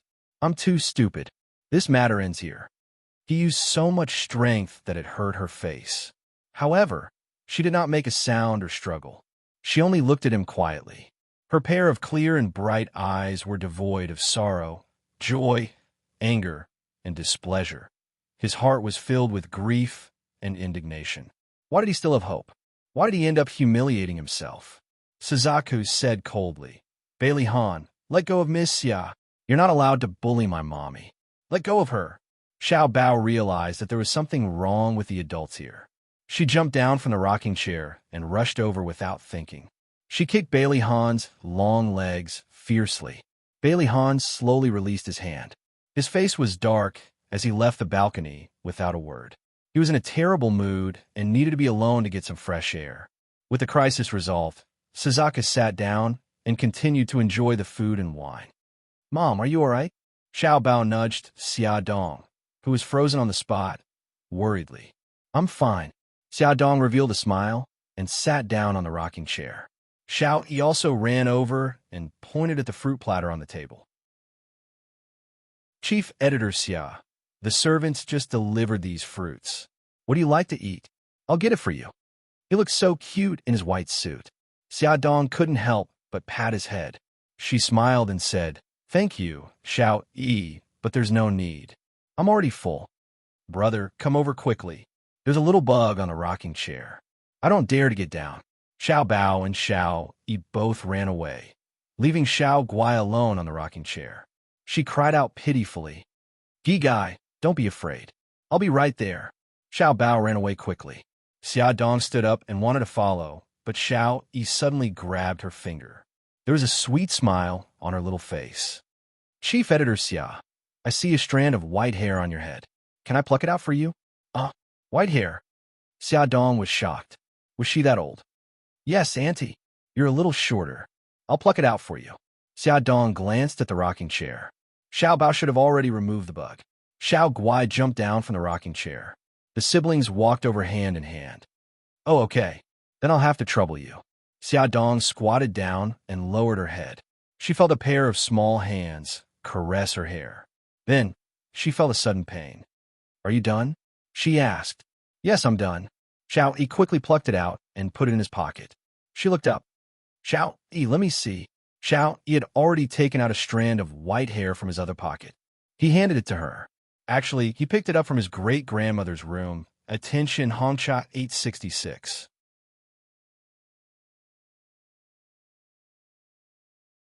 Chapter 157.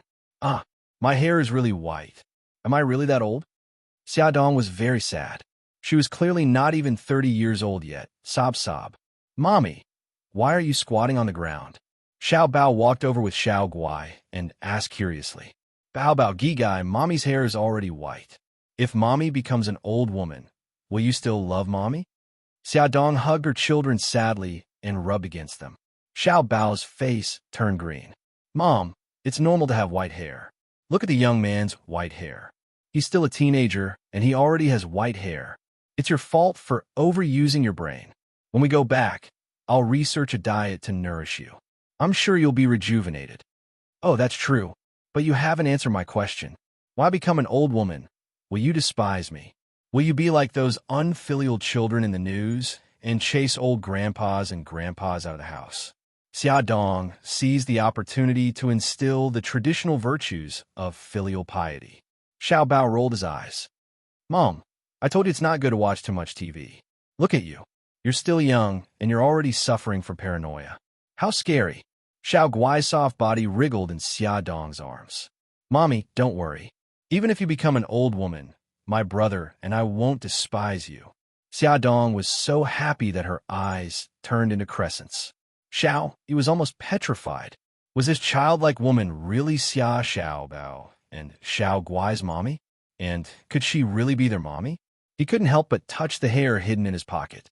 It would only take a week for the paternity test results to come out, and he would know the answer. Bailey Han went downstairs to the living room. He leaned on the sofa and rubbed his brows. Suddenly, the landline beside him rang. As soon as he picked up the call, old Madame Gu's unhappy voice came through. Han, You're in such a hurry to move back to the villa with Xiao Yi because you want to invite Xia Dong to a banquet, right? Grandma, Xia Dong has helped us a lot.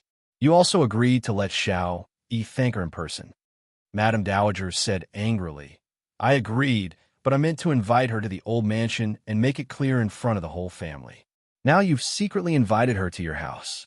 If Yin finds out, what will she think? Bailey Han pressed his throbbing veins. Grandma, I've already broken up with Yin Xian.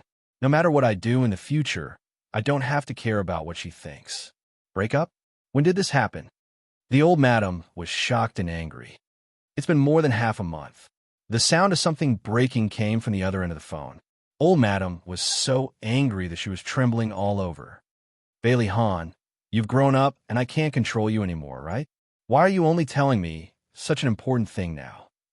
Bailey Han held his forehead. Grandma, don't be so agitated. I just think that this is between me and her. There's no need for you to worry about it. Is this between the two of you? This is between the Bailey family and the Su family. Bailey Han, go back to the old mansion immediately and make things clear. Bailey Han lowered his voice. Grandma, I still have guests now. I'll go back early tomorrow morning, okay? No, you have to come back now. The more she thought about it, the angrier she became. It's because of Xia Dong that you become like this. I'm telling you, you're not allowed to have any contact with her in the future. Come back quickly. Grandma, Bailey Han still wanted to persuade her, but Madame Dowager clutched her chest and cried out in pain. Bailey Han, you unfilial grandson. Are you trying to anger me to death? Ouch, my chest hurts so much. Bailey Han had a headache. Okay, I got it. Grandma, don't hurt anymore. I'll go back as soon as possible. Madame Dowager was the absolute leader in the family. No one dared to disobey her, including Bailey Han, who was very filial to her. Bailey Han returned to the balcony. Xia Dong was playing games with the children. When she saw him, she got up and said goodbye. It's getting late. I should go back. He nodded. I'll send you down. Watching the BMW disappear into the night, Bailey Han squatted down and patted Xiao Yi's head. Xiao Yi, I'm going to the old mansion to visit great-grandma. Go to bed early. Daddy, I want to go with you. I miss great-grandma and grandma too. Xiao Yi saw that his expression was serious. She had a premonition that something was going to happen, so she wanted to go with him. Bailey Han knew that a storm was coming for him. He didn't want his son to be affected. Xiao Yi, Daddy has something to deal with when he goes back. Gi Gai, stay at home. I'll take you back tomorrow, okay?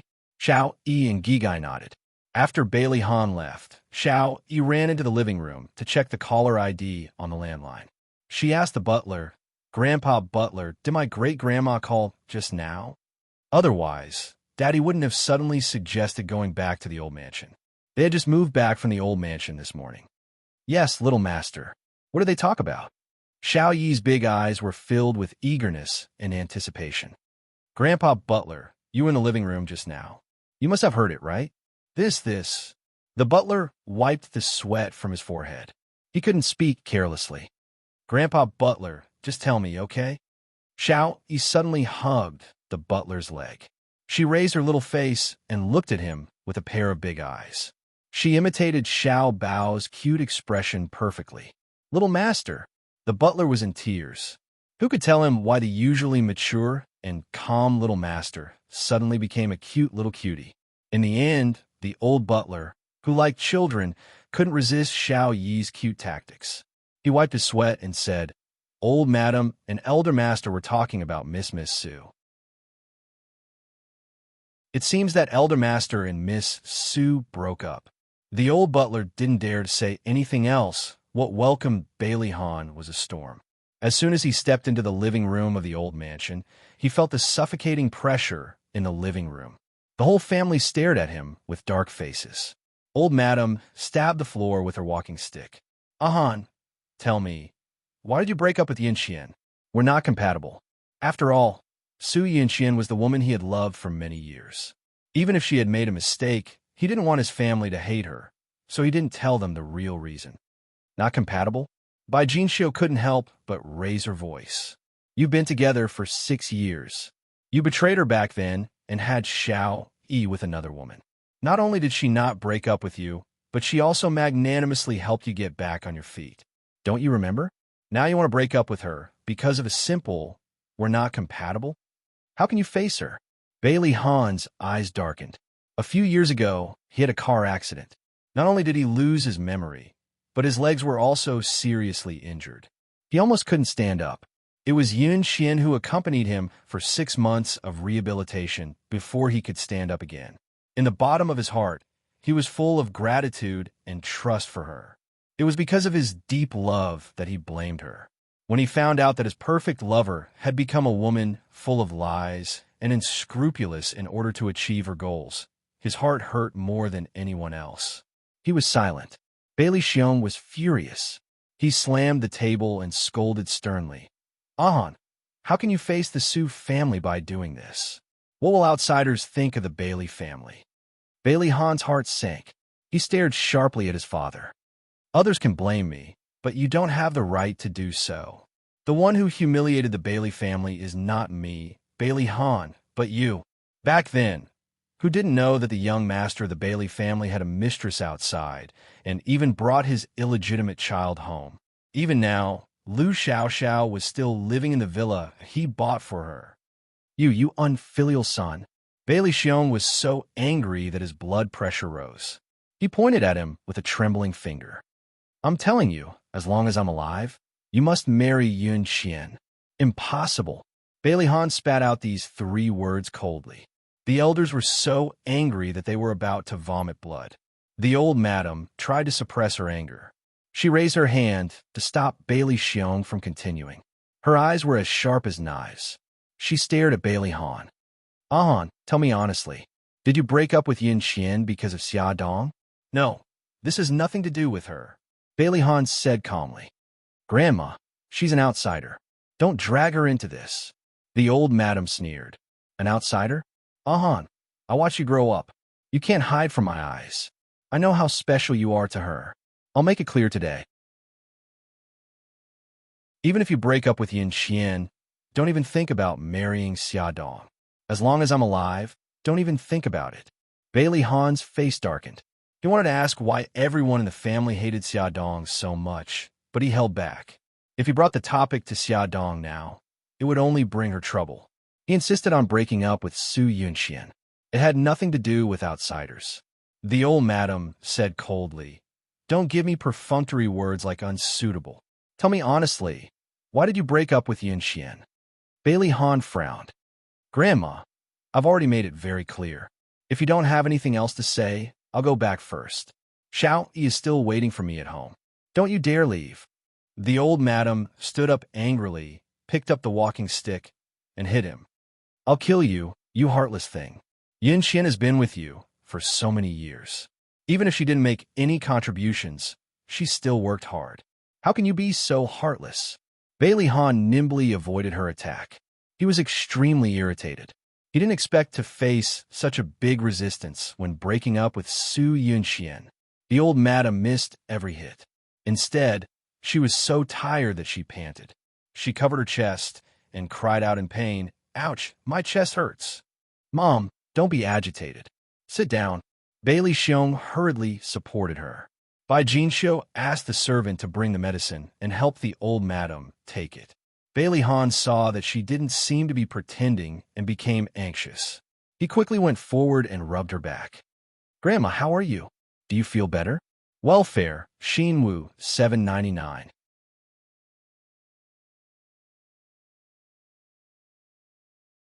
Chapter 158. The old madam took a deep breath and slapped him on the arm. Tears streamed down her face. "You brat. Why are you always so worrisome? I thought that you would be more mature now that you're a father, but you still did something so infuriating." "Grandma, don't be agitated. Be careful not to hurt your body. If you're angry, take it out on me. I'm thick-skinned, so I'm not afraid of being hit." Bailey Han caressed her back and coaxed her. The old madam huffed. "What's the point of hitting you? If you really want to appease my anger, apologize to Yun Xian and reconcile with her quickly." Great-grandma, grandpa, grandma, daddy. No one noticed that Xiao Yi had suddenly appeared at the door of the living room. "Baby Yi, why are you here?" The old madam quickly waved her hand. Xiao Yi walked in front of her and looked up pitifully. Great-grandma, don't blame my daddy. Baby E, great-grandma isn't blaming your daddy. I'm just discussing something with him. The old madam carried him onto her lap and stroked his head. How'd you get here? I asked the chauffeur uncle to send me here. Great-grandma, I suddenly thought of something, so I came over. You won't blame me, right? Xiao Yi leaned his head into her arms and said crisply, Oh, you mischievous boy. How dare you come out of the house alone? Aren't you worried that great-grandma will blame you? Now you know how to worry. Her beloved great-grandson was acting coquettishly in the old madam's arms. Her anger subsided a lot. She pinched his soft cheeks and said, What did you think of that made you come over? Xiao Yi looked at the old madam innocently with his big eyes. His little face puffed up slightly, making him look very lovable.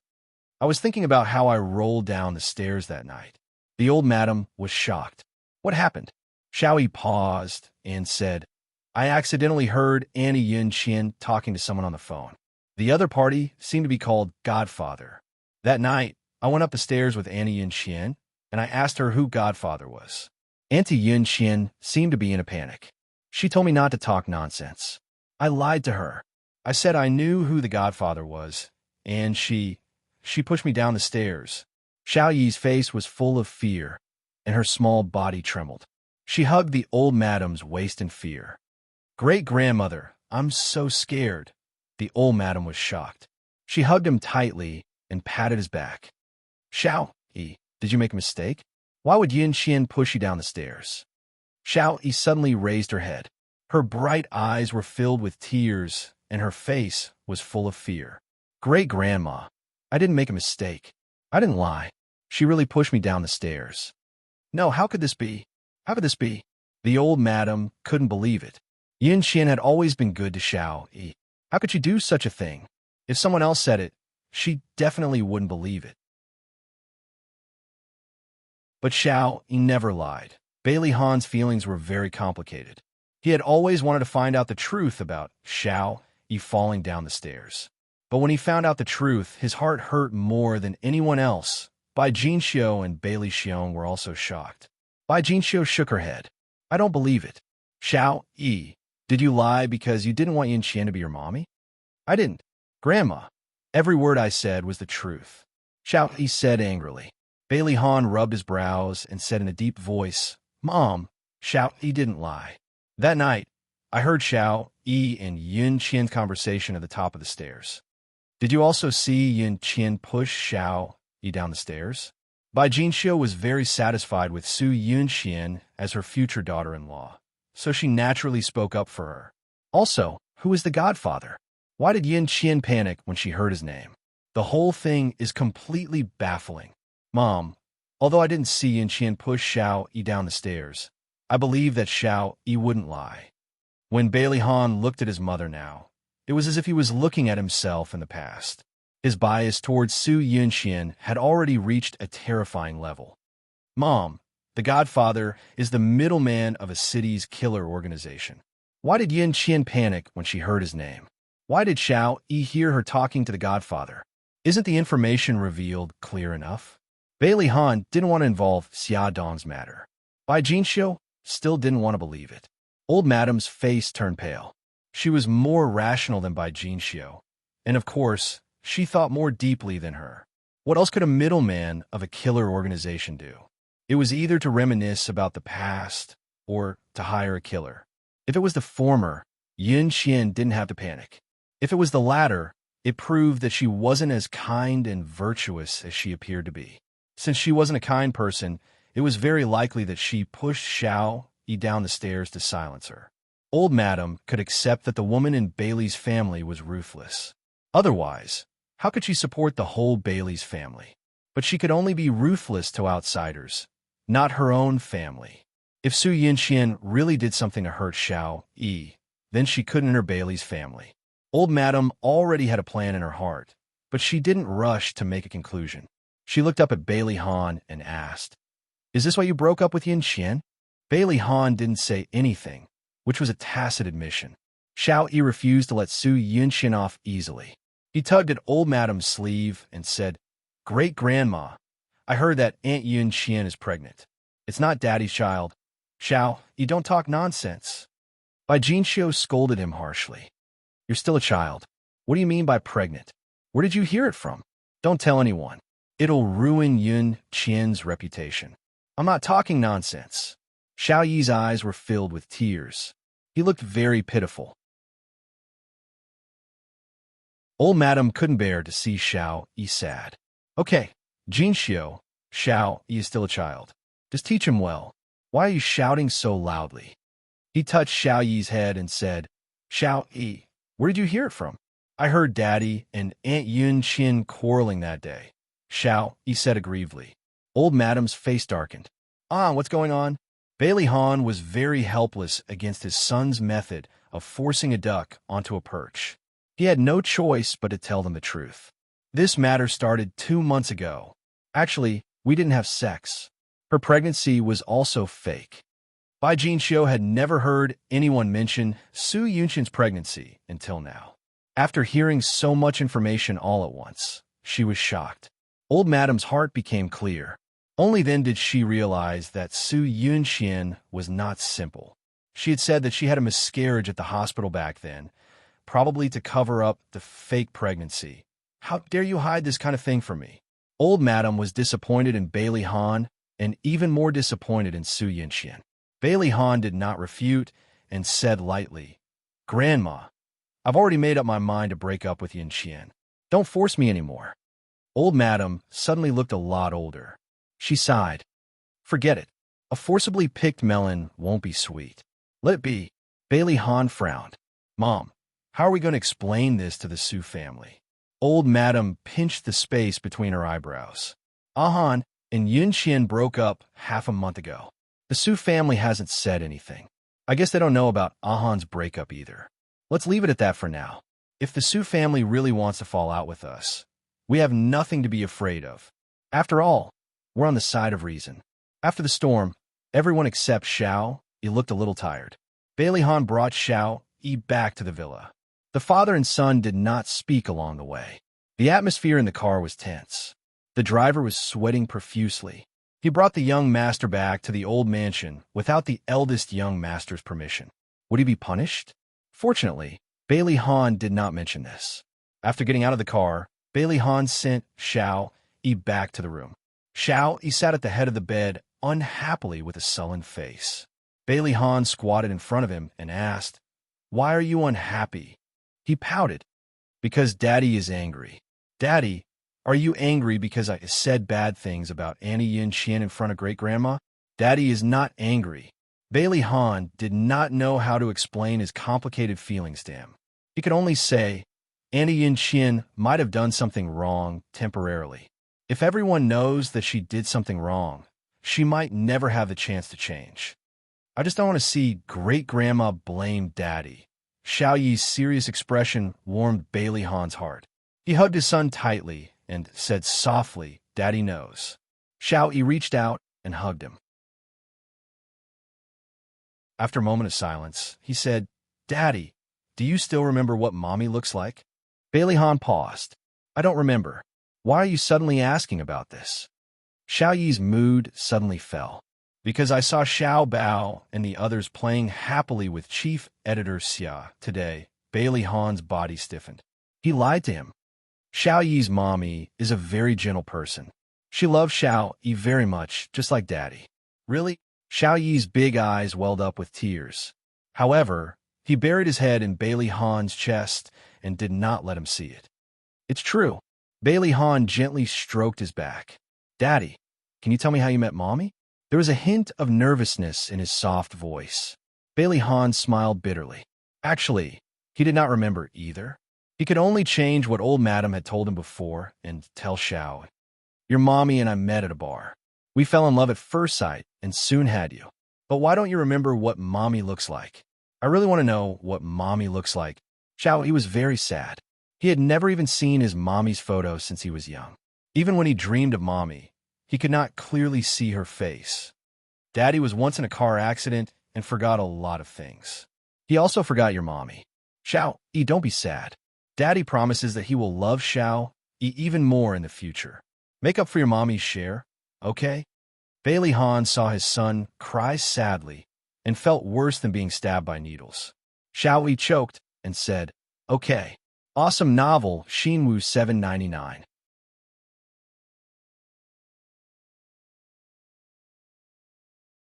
Chapter 159.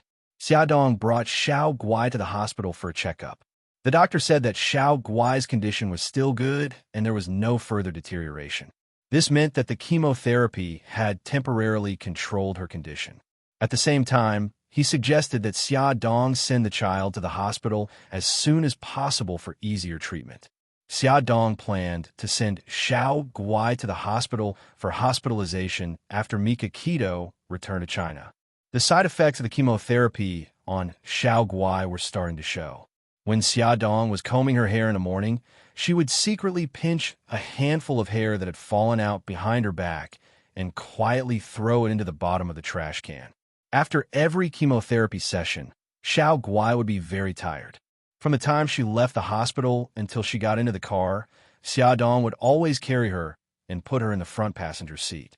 She would fall asleep very quickly. Every time this happened, Xiaodong would feel very upset. She wished she could bear all the pain on behalf of her daughter. Xiao Guai fell asleep again. Her little face was abnormally pale, without a trace of blood. While waiting for the traffic light to turn green, Xiaodong took out a clean blanket and covered her body. After Xiaodong turned around, she inadvertently saw the car beside her. The driver was Lin Shihao. Beside him was a beautiful woman. The woman smiled and said something to him. Lin Shihao also smiled. Then the woman took a tissue and wiped his forehead. Her movements were natural and practiced. Lin Shihao calmly accepted it. Xiaodong frowned. They seemed to be very close. After returning home, she still could not forget that scene. After thinking for a long time, she decided to give Yi Siki a call. Yi Zi, I went for a prenatal checkup today and realized that old Lin was not around. Didn't he go to work today? Yi Siki laughed. Yeah, you should have called him in advance. He went to a conference today. Just him alone? No. I heard from him that he went with a colleague. Xiaodong replied with an oh and teased. Could it be a woman? Yi Siki smiled. He was with a female doctor. Old Lin said that she was his junior and had just returned from America not long ago. The director even specially instructed him to bring her out to see the world. Why is the dean involved again? You don't understand. Elder Lin's junior is the dean's daughter. Xiaodong said half-jokingly. The dean's daughter is beautiful and capable. Aren't you worried that she will fall for your husband? Yi Siki scoffed at her words. Old Lin tells me everything. Do you think I need to worry? Xiaodong smiled. I'm not asking you to suspect him. I just want you to be more careful. Even if Lin Shihao doesn't have any bad intentions, there are so many beautiful doctors in the obstetrics and gynecology department. Who knows if they will have any ideas? Don't worry. I have absolute faith in our old Lin. How many men like him can you find who would still give me a gift on Qing Festival after 7 years of marriage? Xiaodong smiled bitterly. You're right. I can't find many like that. Men these days would coax you nicely when they were dating, but after they married you, they would become a completely different person. Then that's it. Don't worry about us. You should think more about yourself. Yi Siki started to talk about the usual. Didn't Bailey Han treat you to a meal 2 days ago? How was it? Xiaodong rubbed her eyebrows. What do you mean by how was it? It was just like that. He didn't take the opportunity to confess. Can we not talk about this anymore? Xiaodong scratched the sofa. Yi Siki snorted. You didn't directly reject my question, so that means he confessed. Hurry up and tell me the truth. Xiaodong facepalmed. It's a loss for this industry if you don't become a paparazzi. Don't change the topic. Hurry up and tell me the truth. If you resist, you'll be severely punished. If you confess, you'll be lenient. All right. Xiaodong scratched her head. Actually, it wasn't really a confession, and it wasn't on the day he treated me to a meal. Girl, can you please get to the point? Why are you dawdling? Xiaodong was speechless. My dear lady, you're really hard to please. All right, I'll tell you. When he was discharged from the hospital, tell me. Although she was just repeating Bailey Han's words, Xiaodong's face still started to burn. Yi Siki clicked her tongue and sighed. I told you that he was interested in you, but you didn't believe me. With your EQ, if you were really in a relationship, you'd be so anxious. If you like him, you like him. Why do you have to beat around the bush? She really thought too highly of Bailey Han. Xiaodong was speechless. Yi Siki sighed. Actually, I've always thought highly of Mikakito. Although he looks cold, he treats you and the children quite well. But the problem is that his profession is too dangerous. If you were to be with him, you'd be in a lot of danger. Comparing him to you, Bailey Han's advantages are obvious. Yi Siki didn't say anything else. She planned to change it to matchmaking Bailey Han and Xiaodong in the future. Xiaodong felt that she had failed. She had called Yi Siki to remind her to be more careful, but she didn't expect her relationship problems to be exposed. She quickly changed the topic. Your old Lin will be in the hospital tomorrow, right? I'll go for a prenatal checkup tomorrow. Yi Siki's long-winded speech was stopped by her. Although she didn't want to give up, she was afraid that if she said too much, Yi Siki would be annoyed. So, she followed her lead and said, Yes, old Lin will go to the hospital tomorrow. Xiaodong heard the ringtone and said, Yi, I have another call coming in. I'll hang up first. Okay, call me if you need anything. Xiaodong ended the call with Yi Siki and answered Bailey Yun's call. Fox, what's the matter? Bailey Yun's voice was a little low. Xia, I want to meet you. Sure. You could decide the time and place. I know you have to take care of the children. I'll come to your place tonight. I'll call you when I arrive. Bailey Yun sounded a little off. Xiaodong was worried and asked a few more questions. He said that it was fine and that they would meet again tonight. Who would have thought that in the evening it would start to drizzle? Xiaodong called Bailey Yun, but no one picked up. She walked to the window from time to time and looked out. She lived on the 5th floor and the window faced the neighborhood, so she could see everything clearly. After about half an hour, a Lamborghini slowly drove into the neighborhood. Xiaodong had already changed her clothes. She said a few words to the children and went downstairs with her phone and umbrella. Before she entered the elevator, she received a call from Bai Liyun. Xia, I'm at your place. Come down. Okay, give me 2 minutes. I'm going into the elevator. She walked out of the door and saw him standing in the rain without an umbrella. The rain fell on him sporadically. She quickened her pace and walked over to him. She held the umbrella over his head and said, It's raining. Why didn't you wait in the car? His hair was already wet. His handsome face was also covered with rain. His charming fox eyes were slightly narrowed as he stared straight at her. What's wrong? Xiaodong felt uncomfortable being stared at by him. He smiled and chuckled. I'll take you somewhere. Okay. Xiaodong followed him into the car and handed him a tissue. Wipe your face. You're all wet. Bailey Yin took the tissue and wiped his face casually. The Lamborghini slowly drove out of the neighborhood. After driving for more than 10 minutes, it stopped on the road near the man-made lake. We're here. Bailey Yin suddenly leaned over. His handsome face was getting closer and closer to her. She grabbed the seatbelt awkwardly. He chuckled. I'll help you unbuckle your seatbelt. I can do it myself. Xiaodong quickly unbuckled her seatbelt and got out of the car. Bailey Yin walked to her side and held her hand. Without looking at her, he said softly, The steps are slippery. Be careful. Xiaodong was too embarrassed to push his hand away. The man-made lake wasn't very big. There was a pavilion beside it. When Xiaodong got closer, she realized that there were dozens of lotus lanterns floating in the lake. All of the lotus lanterns were gathered in the shape of a heart. Although the rain wasn't heavy, there was wind. The wind blew the candles in the lotus lanterns until the flames flickered, but none of them went out. Did you light all these lanterns yourself? He nodded and asked with a chuckle, Do they look good? Yes, but why did you light so many lanterns? Xiaodong was still wondering why he was so wet when the rain wasn't heavy. It turned out that he had lit the lanterns in the rain earlier. Bailey Yun's face twitched uncontrollably. He reached out and knocked on her forehead. I beg of you, can't you be a little more romantic? Oh, Xiaodong rubbed her forehead innocently. It's not that I'm not romantic. It's just that I find it strange. It's not like today is a special day. By the lake, the night was cold. In the lake, the candlelight flickered and the waves were beautiful. They stood in the pavilion, quietly looking at the lake and the candlelight. He suddenly reached out his arm and turned her shoulder around.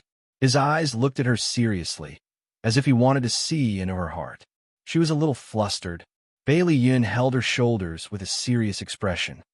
Xiaodong, I love you. He thought about what Xiao Tianxing said for a long time.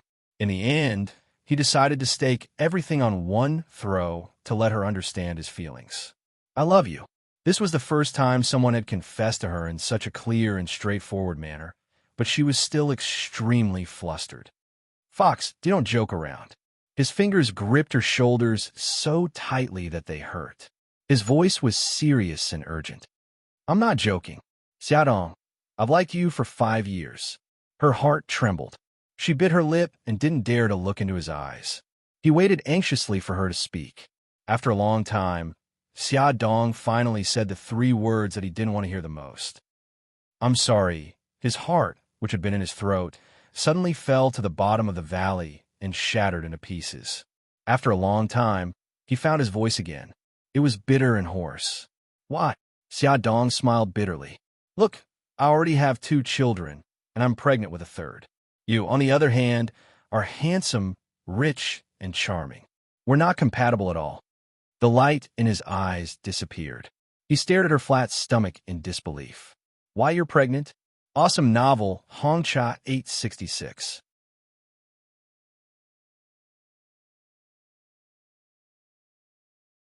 Chapter 160. Xiaodong nodded and stroked her abdomen with her right hand. It's already been 3 months. He looked as if he'd been struck by lightning. His face was pale, and he let go of her stiffly. The child is Mikakito S. Do you love him? Xiaodong did not know how to answer him. She wanted him to give up, so she should answer him accordingly. However, she did not want to use Mikakito as a shield anymore. Why aren't you answering me? He shouted agitatedly. Do you know how much courage I had to muster to confess to you? Are you not even willing to give me a reason? She looked up at him. The dim light cast a shadow on her face. My heart has been given to the 3 children. I don't have the energy to talk about feelings anymore. Fox, let's just be friends. She picked up the umbrella and wanted to leave. He suddenly grabbed her hand. You really can't do that? I'm sorry. Other than these 3 words, she did not know what else to say. Inch by inch, he let go of her hand and watched as she walked further and further away under the streetlights with the umbrella. The pitter-patter of rain had unknowingly become heavier, and it fell into the lake. The lotus lanterns were extinguished one by one, and in the end, there was only a single lantern left floating in the lake. Bailey Yun looked at her figure disappearing into the night. His mood was terrible. He had failed. Was he really going to give up on her? After walking a distance, the tears in Xiaodong's eyes finally fell. She was so silly. The fox liked her for 5 years, but she didn't realize it. Or rather, she knew it, but she pretended not to know. It was all because she was greedy for his elegance and the warmth he gave her. A figure approached her. She was startled and raised her head abruptly. What she saw was Bailey Han's familiar face. He was holding a black umbrella and seemed to have blended in with the night. Why are you here? Bailey Han looked at her. His handsome face was unusually handsome under the dim light, and his whole body was cold. I'm just taking a walk. One had to know that it would take an hour to drive from his house.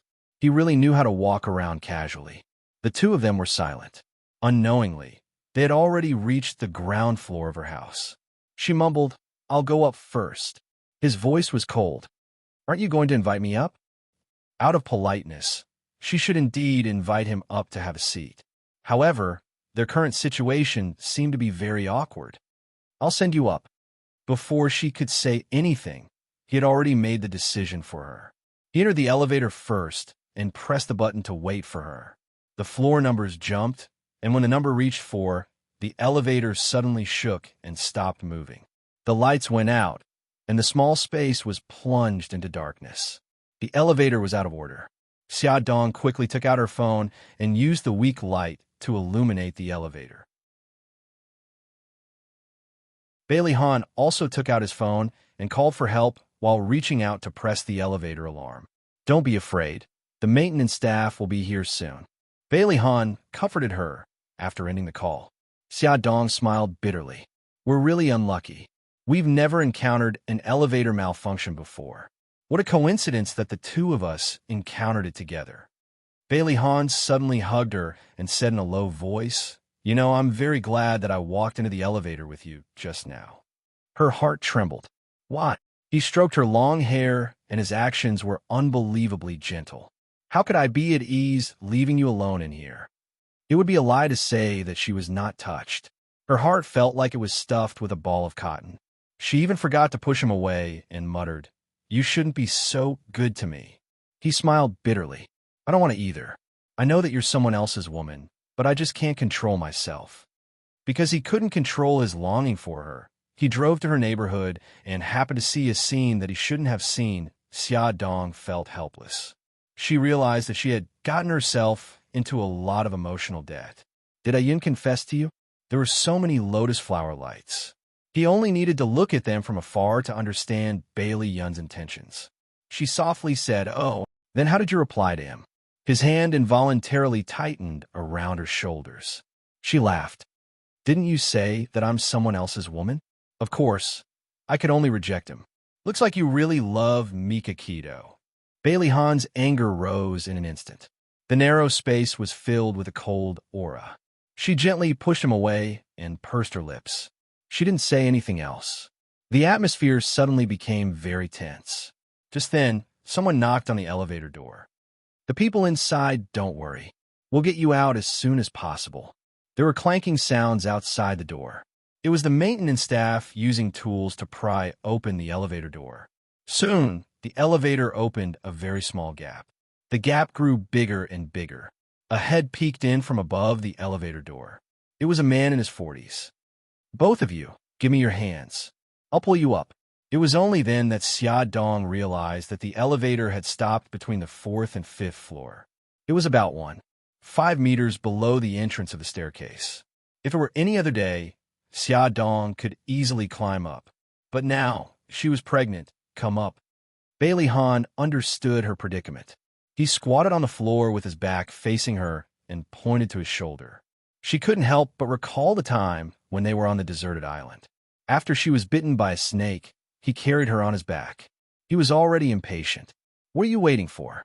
It's not the first time." Xia Dong's face instantly darkened. What did he mean by "it's not the first time"? It sounded very easy to think of strange things. Okay.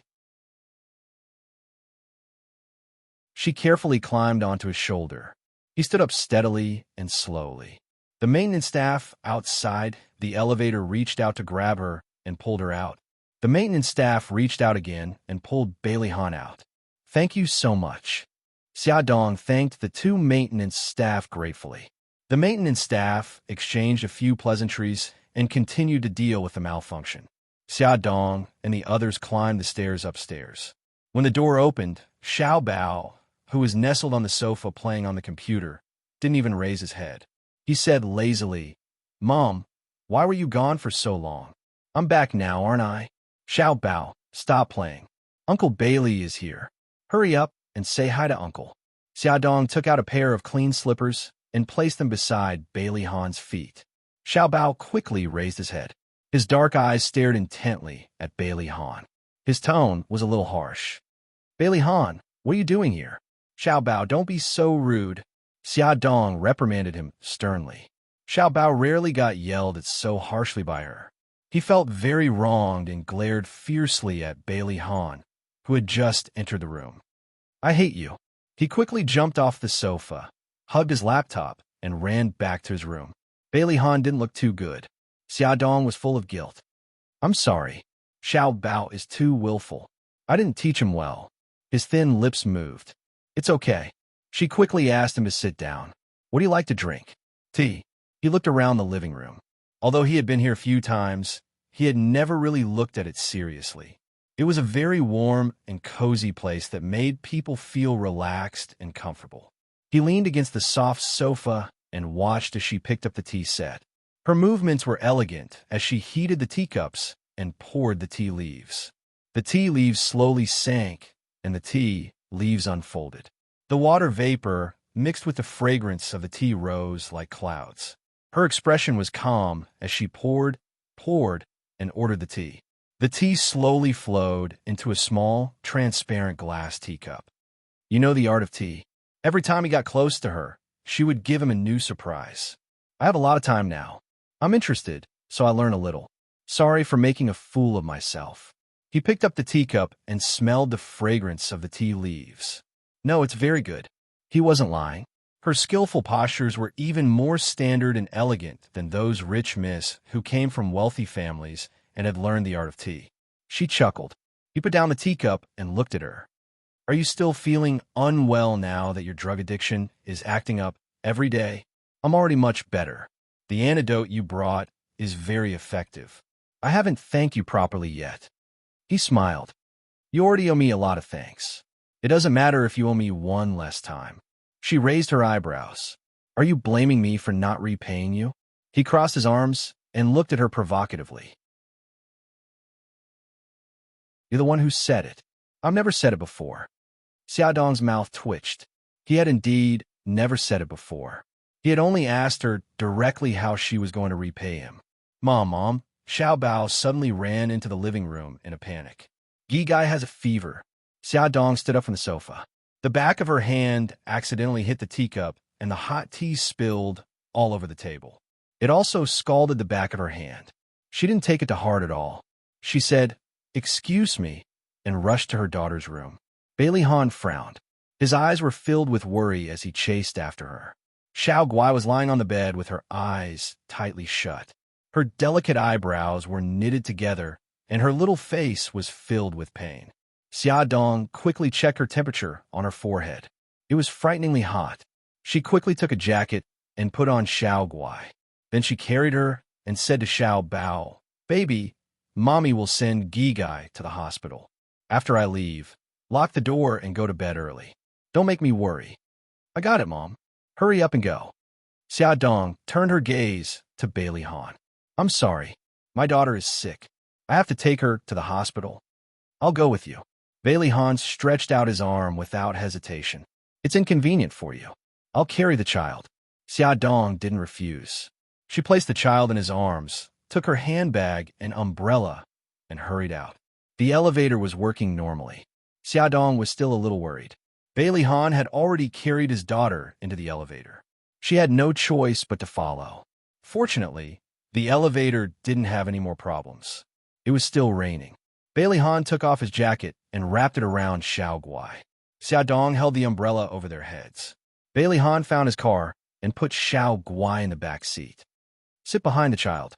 It'll be easier to take care of her." Xiaodong was worried that the rain on her body would get on Xiao Guai, so she took off her jacket. Bailey Han turned up the temperature. Beauty novel Songshu 566.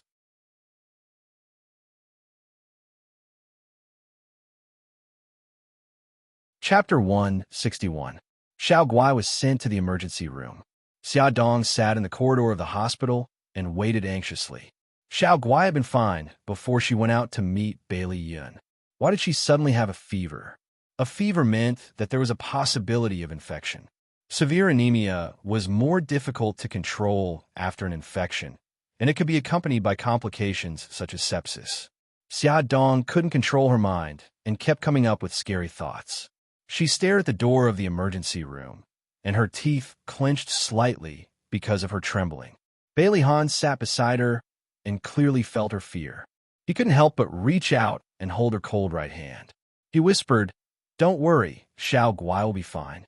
He didn't understand why she was so scared when it was just a common fever and a cold. His strength seemed to be transmitted to her through his palm, making her feel that she wasn't alone and that there was someone with her to get through this difficult time. Her emotions gradually stabilized. Bailey Han felt that Xiaodong had stopped trembling. He wanted to retract his hand, but he couldn't bear to. Unexpectedly, she suddenly pulled her right hand out and said softly, "Bailey Han, thank you. It's late now. You should go back first." An inexplicable anger surged in his heart. "Do you think I can leave at this time?" So what if she relied on him a little? Xiaodong bit her lip and didn't say anything else. She was afraid that she would become more greedy for his warmth and hurt his heart. She had already caused enough trouble and didn't want to add another one. They sat quietly in the corridor. Even though they didn't speak, Xiaodong's heart calmed down a lot. After some time, the door of the emergency room finally opened and the doctor walked out.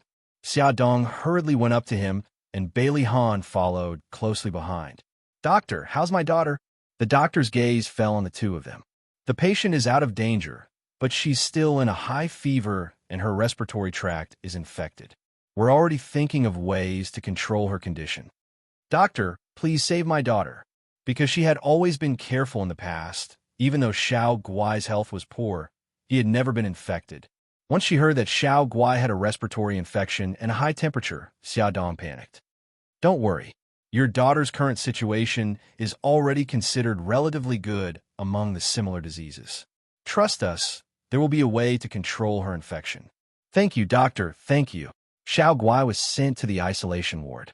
After Xiaodong and Bailey Han disinfected themselves, they put on isolation suits, masks, and gloves before they were allowed to enter the ward.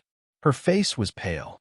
She was lying in a pile of instruments, and there was a thin tube in her nose. Xiaodong felt distressed when she saw it. She blamed herself. If she hadn't gone downstairs to see Bailey Yun, if she had stayed by her daughter's side, her daughter might not have had a fever. Bailey Han patted her shoulder. When they came out of the isolation ward, Bailey Han's expression was grave. "What illness does Xiao Guai have?" From the conversation between the doctor and Xiaodong, he had already guessed that Xiao Guai's illness was not simple. "It's just ordinary anemia." Xiaodong didn't dare to tell him the truth for fear of arousing his suspicion. He naturally didn't believe it. Although he wasn't a doctor, he knew that ordinary anemia couldn't have such serious symptoms. Her refusal to tell him the truth made him very angry. But she didn't have time to care. Looking at her watch, it was already past 10 o'clock. She said, "I'm going to make a call." She took out her phone and walked to the end of the corridor to call Lu Xing. She told him about Xiao Guai's illness and that she would be at the hospital to accompany Xiao Guai. She also asked him and Suzaku not to worry and asked him to come to her house to take care of Xiao Bao. When she came back after the call, Bailey Han was nowhere to be seen. She thought that he had already gone back, but she didn't expect him to come back a few minutes later. He said lightly, "I've already asked the nurse, miss, to arrange for someone to take care of you. You can go home and rest tonight." "Thank you, but I'm worried. I'll stay too." He grabbed her wrist, and his handsome face was cold. "Have you forgotten that you're pregnant? If something happens to you, who will take care of Xiao Guai?" She was stunned and couldn't refute him. "You have nothing to say? Very well, I'll take you home now." He grabbed her wrist and dragged her forward. She quickly grabbed onto the bench. "Wait a minute, I want to see Xiao Guai again." He let go of her hand. She stood in front of the window of the isolation ward and looked at her daughter, who was still unconscious through the glass. She prayed silently in her heart that her daughter would be able to get through the night safely, that her body temperature would drop quickly, and that her respiratory infection would be controlled quickly. "Okay, let's go." She was afraid that the more she looked at her daughter, the more reluctant she would be to leave.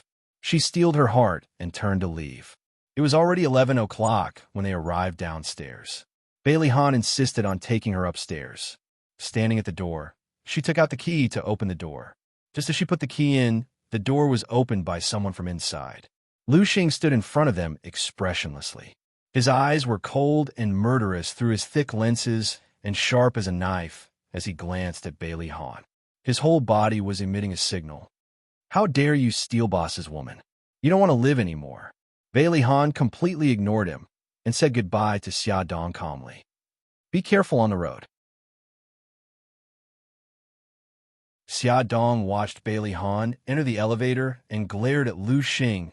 "Lu Xing, do you have to be so obvious?" "Am I?" Lu Xing's tone was indifferent. "I think my expression is very normal." "Your expression is very normal because you've always been expressionless, but your eyes are about to freeze." Xiaodong was speechless. "Do you hate Bailey Han that much?" Lu Xing said indifferently, "If I liked him, things would be serious." "Lu Xing, so you also know how to joke. Be careful that no girl likes you when you're always so cold." Lu Xing's mouth twitched. No, I'm very popular in Japan. A flock of crows flew over Xia Dong's head. Sure enough, she shouldn't have had too high expectations for Lu Xing's humor. Xia Dong scratched her head. You can sleep on the sofa tonight. You don't mind, right? Yes, sure. Xia Dong ran into the room, took a clean blanket and pillow, and laid them on the sofa. It seemed that she had to prepare a simple single bed in case of emergencies. Xia Dong rushed to the hospital early in the morning. The prenatal checkup that was originally scheduled for the morning was postponed to the afternoon. Xiao Guai hadn't woken up yet, but the doctor said that her body temperature had dropped last night. Other than a respiratory infection, there were no other symptoms for the time being. Xia Dong was so excited that she kept thanking the doctor. After more than half an hour, Yi Siki also arrived at the hospital with a thermos of chicken soup in her hand. Why did you make chicken soup? Xiao Guai hasn't woken up yet. She can't eat it now. Yi Siki scooped a small bowl with a spoon and handed it to her. This is for you. You were worried about Xiao Guai, so you definitely didn't eat well. You can take it, but the baby can't. Quick, drink it while it's hot. Holding the warm chicken soup in her hand, the room was filled with the fragrance of chicken soup. Xia Dong was very touched. After drinking the soup, Xia Dong said, Yesterday it was Bailey Han who sent Xiao Guai and I to the hospital. I'm a little worried that he will find out about Xiao Guai's illness. Why don't you just tell him the truth? Seeing them so conflicted, Yi Siki felt tired for them. How can I do that? If the old madam finds out, she'll eat me up. Xia Dong was scared when she thought about the scene back then. When will you stop being like this? Can you hide it from him forever? I'll hide it for a while. When the baby is born and Xiao Guai's illness is cured, I'll leave City A. By then, the truth won't matter anymore. Xia Dong leaned back in her chair and chuckled softly. I realize that I'm like a frightened bird now. As long as there's even the slightest movement, I'm worried that the truth will be revealed. Yi Siki hit the nail on the head. But Bailey Han's feelings for you seem to be getting deeper and deeper. What do you plan to do about it? She laughed. What do you think I'm best at? Yi Siki rolled his eyes. Running away. Whenever she encountered relationship problems, Xia Dong would run away. Yi Siki was really speechless with her. Just as they said this, Xia Dong's cell phone rang. It was Bailey Han. How is Xiao Guai now? She's much better. Thank you for your concern. I'll visit her after work tonight. Okay, sorry to trouble you. Every sentence was very polite, as if she was chatting with a stranger. Bailey Han frowned. You take care of yourself, too. Okay, I know. After the call ended, Yi Siki looked helpless. He was right. Bailey Han was getting more and more attentive to Xia Xia. It was a pity that Xia Xia wasn't willing to give him any response. Yi Siki sat for a while longer. Xia Dong urged her to go home, saying that her daughter was also home alone. Xia Dong walked Yi Siki to the elevator. When the elevator doors opened, she bumped into someone she didn't want to see, Xia Zhenxing. Xia Zhenxing also saw her. The moment the elevator doors closed, he pressed the button and walked out. Xia Dong looked at him coldly. After not seeing him for a few months, he looked even older. He must have been exhausted because of Su Xingchen's matter. Xia, why are you here? Are you sick? Or are the children sick? Xia Zhenxing asked with concern. Xia Dong said indifferently, Why are you concerned about me instead of your precious daughter? Xia Zhenxing's expression froze, and he squeezed out an ugly smile. Xia, you're also my daughter. Xingchen is now staying in this hospital. I only found out later that Xingchen had done a lot of things to hurt you. Xia, I apologize on her behalf. Xia Dong wanted to laugh.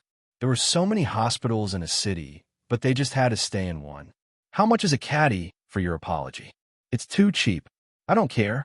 If there's nothing else, I'll take my leave. She turned to leave. Xia, he wanted to hold her back, but when his fingers touched her wrist, he was mercilessly flung away. Add Songshu 566.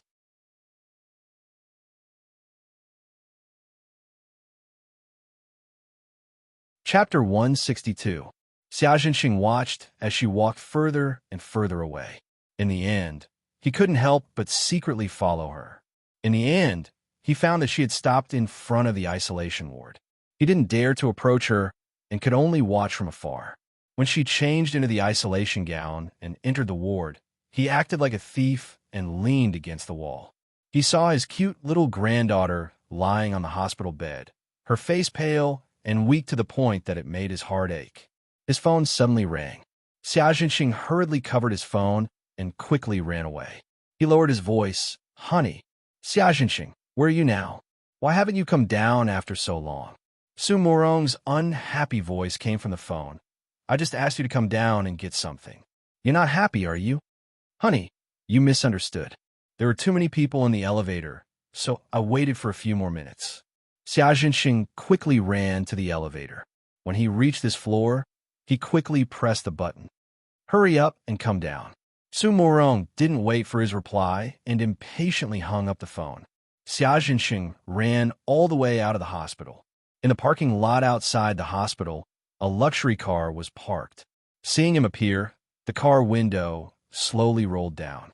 Su Morong handed a bag of clothes out of the window. She frowned and complained. This is Xingqin's change of underwear. Give it to the nurse. You knew that I had to go to the company for a meeting. So why didn't you hurry up? Xia Jinxing took the bag and smiled.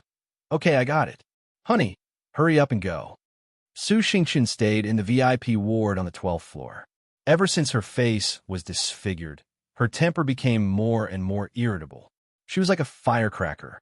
As long as someone said something she didn't like, she would fly into a rage. Because of this, Xia Jinxing had to be careful.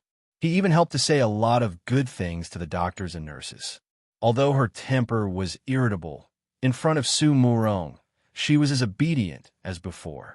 So every time Su Morong heard Xia Jinxing say that Su Xingqin's temper became worse, she didn't take it seriously. This only increased Su Xingqin's temper. When Xia Jinxing returned to the ward, Su Xingqin was throwing a tantrum again. The things on the bedside table were scattered all over the floor. The cause was that Su Xingqin's hair was accidentally hooked by the nurse when she wiped her body. Su Xingqin had her first plastic surgery, and her face was wrapped in gauze. She leaned against the bed and pointed at the nurse's nose and scolded her.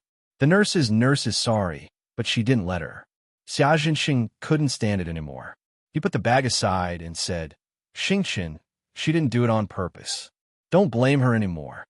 She didn't do it? Then she did it on purpose to kill me? Xia Jinxing zes. Suit look. Teet. So what if I? Xingqin of her test. Su bees not be laugh. Xia Jinxing immediately shut his mouth. He knew that if he continued to argue, Su Xingqin's mood would only get worse. He waved his hand and called the nurse outside the door. Lowering his voice, he said, Little Wang, Xingqin's current condition is not good. She often says some unpleasant things. Don't take it to heart. Little Wang had taken care of many patients before and had seen many with bad tempers. However, it was her first time seeing someone like Su Xingqin. She felt wronged. Mr. Xia, I can't do this job. You should hire someone else.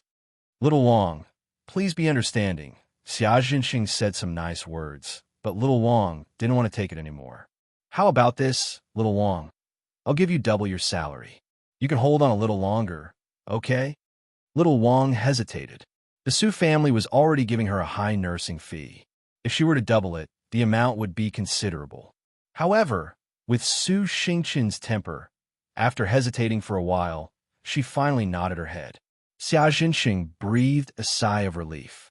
In this month, Su Xingqin had already angered 2 nurses. If Little Wang also quit, he really didn't know where to find such an experienced and good-tempered nurse. After comforting the nurse, Xia Jinxing returned to the ward. Xingqin, you rest for a while. I'm going out to do something. Didn't you just come downstairs? Su Xingqin had been lying on the bed for a long time. Whenever she saw someone else walking around freely, her heart would burn with anger. I just came downstairs to get your clothes. I'm going out to buy some fruits for you. Okay then, come back quickly. Xia Jinxing didn't take the elevator directly to the ground floor. Instead, he stopped on the 7th floor. This was where he met Xia Dong. He wanted to take a few more glances at Xiao Guai.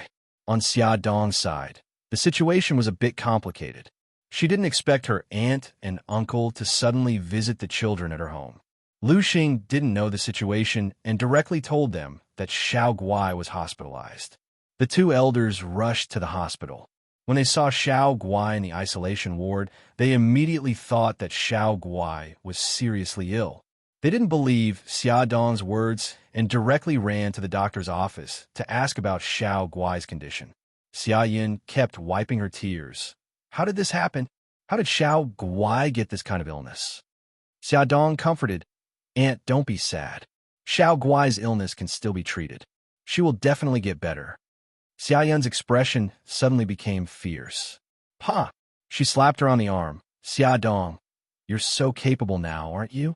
How dare you hide such a big thing from me? If I didn't find out now, how long were you going to hide it from me? Aunt, Xia Dong hugged her arm.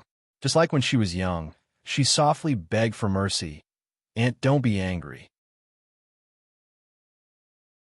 I just didn't want you and Uncle to worry. It's all my fault. Scold me all you want, but please don't be angry. If you hurt your body, Uncle and I will be heartbroken. You're so glib. Xia Yin angrily poked her forehead with her finger and sighed. I heard from the doctor that Xiao Guai has to undergo an umbilical cord blood transplant. What should we do? Xia Dong leaned over and whispered something in her ear. Xia Yin's expression became even worse. She stared at her in disbelief. You're pregnant? The child is Bailey Han's? Yes. Xia Dong nodded. So, Aunt, don't worry too much. After the baby is born, the doctor can operate on Xiao Guai. How could Xia Yin not be worried? Xiao Guai's matter had been resolved, but Xia Dong had suddenly been promoted from a mother of 2 to a mother of 3. Moreover, she didn't have a husband. What would others think of her? She held Xia Dong's hand tightly. Xia, let's hurry up and find a man to marry. How about Mika Keto? I think he treats you very well. He's been taking care of you all these years in Japan. He knows you very well. Aunt, I've always treated him as an older brother, Xia Dong said helplessly. If her aunt knew that Mika Keto was in the underworld, she definitely wouldn't have said those words. Then I'll use my connections and find someone to introduce you to a blind date. Let's try to get married after the baby is born. Xia Yin was very decisive. She looked up and asked her husband, Gao Mingyuan, Honey, are there any male teachers in your school who are around 30 years old who are not married yet? If there are any suitable ones, you can introduce them to Xia. Aunt, Xia Dong didn't know whether to laugh or cry. You're dreaming. I'm a mother of 3 now. Who will want me? Child, how can you say that? Xia Yin was very protective. She was unhappy when she heard this. She poked her forehead with her finger. So what if you're a mother of 3? You're so young, beautiful, and capable. Who would dare to dislike you? I'll fight him. Xia Dong quickly hugged her arm. Aunt, let's not rush. Let's not talk about this first. The most important thing now is to treat Xiao Guai's illness. Xia Yin was worried. Xiao Guai's illness is important. Your marriage is also important. Anyway, I want the baby to be born with a father. Xiao Bao and Xiao Guai were born in Japan. It was fine if they didn't have a father, but now the baby in her belly must be born in China. She must find a father for the baby. No matter how Xia Dong tried to persuade her, Xia Yin took this matter to heart. While they were chatting, they found that Xiao Guai in the isolation ward had woken up. They quickly changed into isolation clothes and went to see her. Gigai, you're awake. Do you feel uncomfortable anywhere? The 3 adults surrounded her. Mommy, great-aunt, great-grandpa. Xiao Guai's eyes slid across them. Her big eyes had lost their usual luster. Her pink lips were dry and cracked, and her soft voice was hoarse. Mommy, I feel so uncomfortable. Where do you feel uncomfortable? Tell Mommy. Xia Dong sat by her bed and held her little hand with heartache. My chest hurts. My throat hurts. My head is dizzy, and I want to vomit. Don't be afraid. Great-aunt will call the doctor for you. Xia Yin let Xia Dong stay with the child while she hurried out to call the doctor. Unexpectedly, when she reached the corridor, she saw Xia Jinxing walking over in a panic. She shouted, Xia Jinxing. Xia Jinxing had been peeking outside the isolation ward. He didn't expect Xia Yin to suddenly come out and be caught red-handed. He looked embarrassed. What are you doing here? Are you peeking at Xiao Guai? Xia Yin was angry when she saw him. She said angrily, Don't come here again. We don't want to see you again. Xia Yun shouted so loudly that everyone in the room heard it. Xia Dong didn't want to go out and cause trouble for herself. Gao Mingyuan was afraid that Xia Yun and Xia Jinxing would quarrel. So he said something and went out to persuade them. Wife, this is the hospital. Don't shout so loudly. It's not good to be seen by others. Gao Mingyuan walked to their side. Xia Yun snorted and glared at Xia Jinxing. Forget it. I don't want to talk nonsense with you now. With that, she went to find the doctor. Xia Jinxing's old face turned red and white. Gao Mingyuan looked at him. Old Qi, Xiao Guai is seriously ill. Xia Dong and Xia Yun are both upset. It's better if you don't appear in front of them for the time being. Xia Jinxing looked embarrassed. I know. I just don't know how Xiao Guai is. What illness does she have? Attention, Hongcha 866.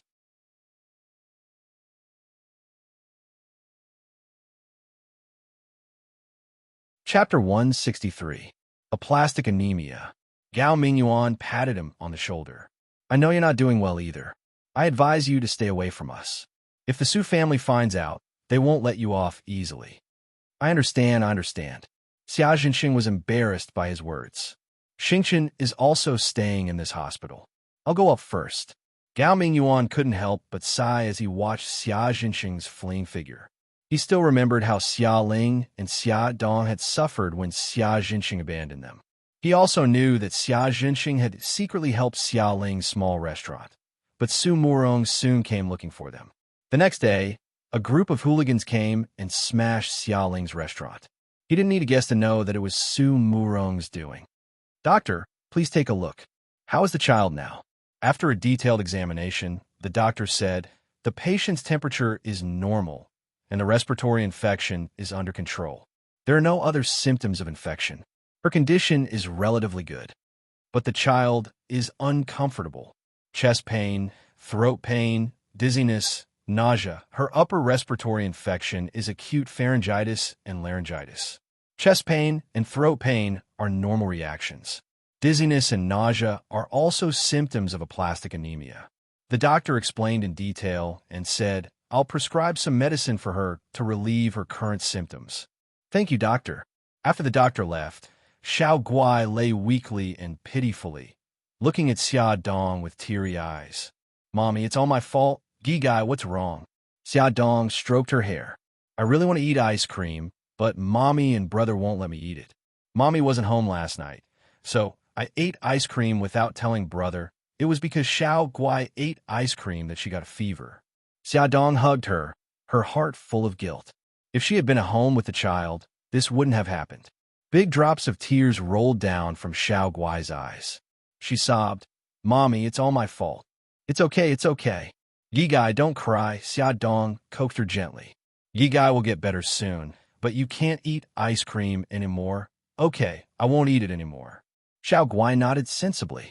After lunch, Xia Dong went to the People's Hospital for a checkup. Xia Yun went home to make soup for Xiao Guai, while Gao Mingyuan stayed at the hospital to take care of her. After the prenatal checkup, Lin Shihao said that both the fetus and the mother were healthy. Xia Dong hesitated for a moment and asked, Shihao, I want to know if the medicine has any effect on the child. When will it be tested? From the 16th to the 20th week of pregnancy, you can perform an examination for abnormalities. Through the Tang screening, you can screen the development of the fetus's neural tube. At around the 24th week, you can perform a three-dimensional ultrasound to observe whether the general structure of the limbs and organs is deformed. Xia Dong took note of the time seriously. Lin Shihao said, How is Xiao Guai now? Xia Dong repeated what the doctor said. Lin Shihao comforted her. She'll be fine after the infection is controlled. Don't worry too much. Okay, I'm fine. Go on with your work. I won't disturb you anymore. Xia Dong smiled. Someone knocked on the office door. Lin Shihao said, Come in. Bai Meiwei walked in with a cup of coffee. She placed the coffee on Lin Shihao's desk and said with a smile, I bought coffee just now, and I bought a cup for you too. I know you like black coffee without sugar. Lin Shihao smiled. Thank you. Xia Dong recognized Bai Meiwei. She was the woman who sat in Lin Shihao's car that day. Okay, Senior, I won't disturb you anymore. Ban Meiwei's gaze fell on Xia Dong. She nodded politely and walked out of the office. I should get going too. Shihao, sorry to trouble you. You don't have to be so polite. Lin Shihao walked her to the door of the office. Bailey Han got off work early and drove to the hospital to visit Xiao Guai.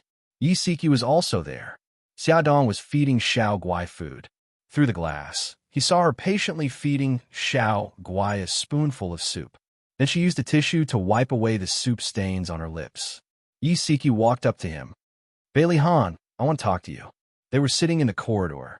The door to the isolation ward was closed, so their voices couldn't be heard. Yi Siki looked up at the glass window. Xia Dong was focused on feeding Xiao Guai and didn't notice them. She lowered her voice and said, Do you really like Xia Dong? She thought he wouldn't answer, but to her surprise, he answered with a serious yes. Yi Siki smiled. Will you despise her because she's an unwed mother? He frowned. No, he was an unwed father himself, wasn't he? If, and I'm saying if, Xia likes you too, will you marry her? Bailey Han's gaze was deep and penetrating. Miss Yi, what are you trying to say? Yi Siki smiled. Don't get so agitated. I just want Xia to be happy. Bailey Han's gaze froze. He said calmly, She has Mika Keto now. They're already engaged. Yi Siki retorted sharply. You and Su Yunxian were also engaged. Are you two together now? Bailey Han's face darkened. She's pregnant with Mika Keto's child. Yi Siki sneered. So you keep saying that you won't despise her child, but in the end, you're still despising the baby in her belly. Forget it. Forget what I said. She got up and was about to leave when Bailey Han's calm voice came from behind.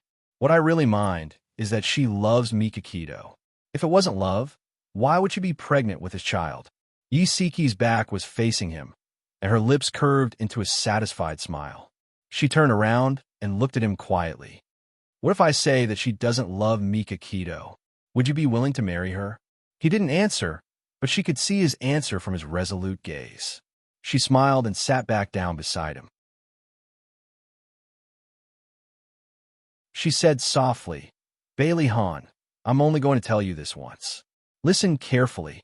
Xia and Mika Keto are only pretending to be engaged. The child in Xia's belly isn't Mika Keto's. She's not a fickle woman. As for whose child it is, don't tell me you still don't know. Bailey Han felt a gush of hot air rush to his head. He was completely stunned. The thoughts that popped into his head were driving him crazy. His heart was pounding like a war drum. He almost wanted to rush in and interrogate that little woman who was full of lies. His deep eyes were filled with coldness as he stared fixedly at the glass window. His gaze was like an icicle piercing into Xia Dong's body. She actually had a fake engagement with Mika Keto. The child in her belly was really his, but she lied and said that it was Mika Keto's. Damn it. How could he fall for such a liar? But he deserved to die for liking her. Bailey Han clenched his fists. He wanted to beat himself up. Yi Siki smirked. You should keep these things to yourself. If you interrogate Xia, she will never admit it. Also, don't rat me out. Otherwise, I won't help you anymore. His voice was filled with suppressed anger. What else do you know? Whose children are Xiao Guai and Xiao Bao? Yi Siki shrugged. I won't say another word about them. If you're interested, you can check it out yourself. She muttered in her heart, Xia, don't blame me. I'm just thinking about your lifelong happiness. Yi Siki continued, Don't blame me for not reminding you. Mika Keto will be back in a month at most. When that time comes, it will be much harder for you to pursue Xia. So you'd better take action now. He frowned. Okay, I'm going back now. You can keep her company. Yi Siki bid farewell to Xia Dong and Xiao Guai and left the hospital. Bailey Han changed into his isolation suit. Xiao Guai had already finished eating and was lying quietly in bed, listening to Xia Dong tell her story. Seeing him, Xiao Guai was very happy. Her beautiful eyes curved into cute crescents as she said softly, Uncle Bailey, I'm so happy to see you. Bailey Han's eyes were full of smiles as he said gently, Why? Xiao Guai giggled. Because you're as handsome as Uncle Shan. Gigai, you're such a love-struck fool. Xiaodong pinched her little nose in annoyance. It was just a childish remark, but Bailey Han took it seriously. He sat on the chair beside her bed and expressed his opinion seriously. I'm more handsome than your Uncle Shun, right, Xiaodong? There was a mischievous look in his eyes as he waited for her answer. Xiaodong was speechless. You're both very handsome. Are you happy now? She had never seen such a narcissistic person. No, Uncle Shun is more handsome. Xiao Guai pouted unhappily. In her heart, Uncle Shun was closer to her, so she had to defend Uncle Shun, even though Uncle Bailey was actually a little more handsome than Uncle Shun. Xiaodong poked Bailey Han's arm and smiled mischievously. See, Xiao Guai doesn't agree with your opinion. It's okay. No matter what Xiao Guai says, it's always right. Bailey Han didn't mind at all. There was a doting look in his eyes as he smiled and stroked Xiao Guai's hair. However, he didn't expect that a gentle touch would cause him to remove several strands of hair. He had a bad feeling in his heart. He calmly hid the strands of hair in his palm and smiled as if nothing had happened. Yi Gai, Uncle will bring Brother Yi to see you tomorrow, okay? Okay. Xiao Guai's eyes sparkled. She suddenly turned her gaze to Xiaodong. Mommy, let Brother come over too. The three of us can play together, okay? Okay. Mommy will bring Brother over tomorrow. After chatting for a while, Xiao Guai was tired. Xiaodong sang a nursery rhyme to coax her to sleep. After she fell asleep, they quietly left. Bailey Han stretched his arm in front of her and opened his palm. What's going on? At Songshu 566.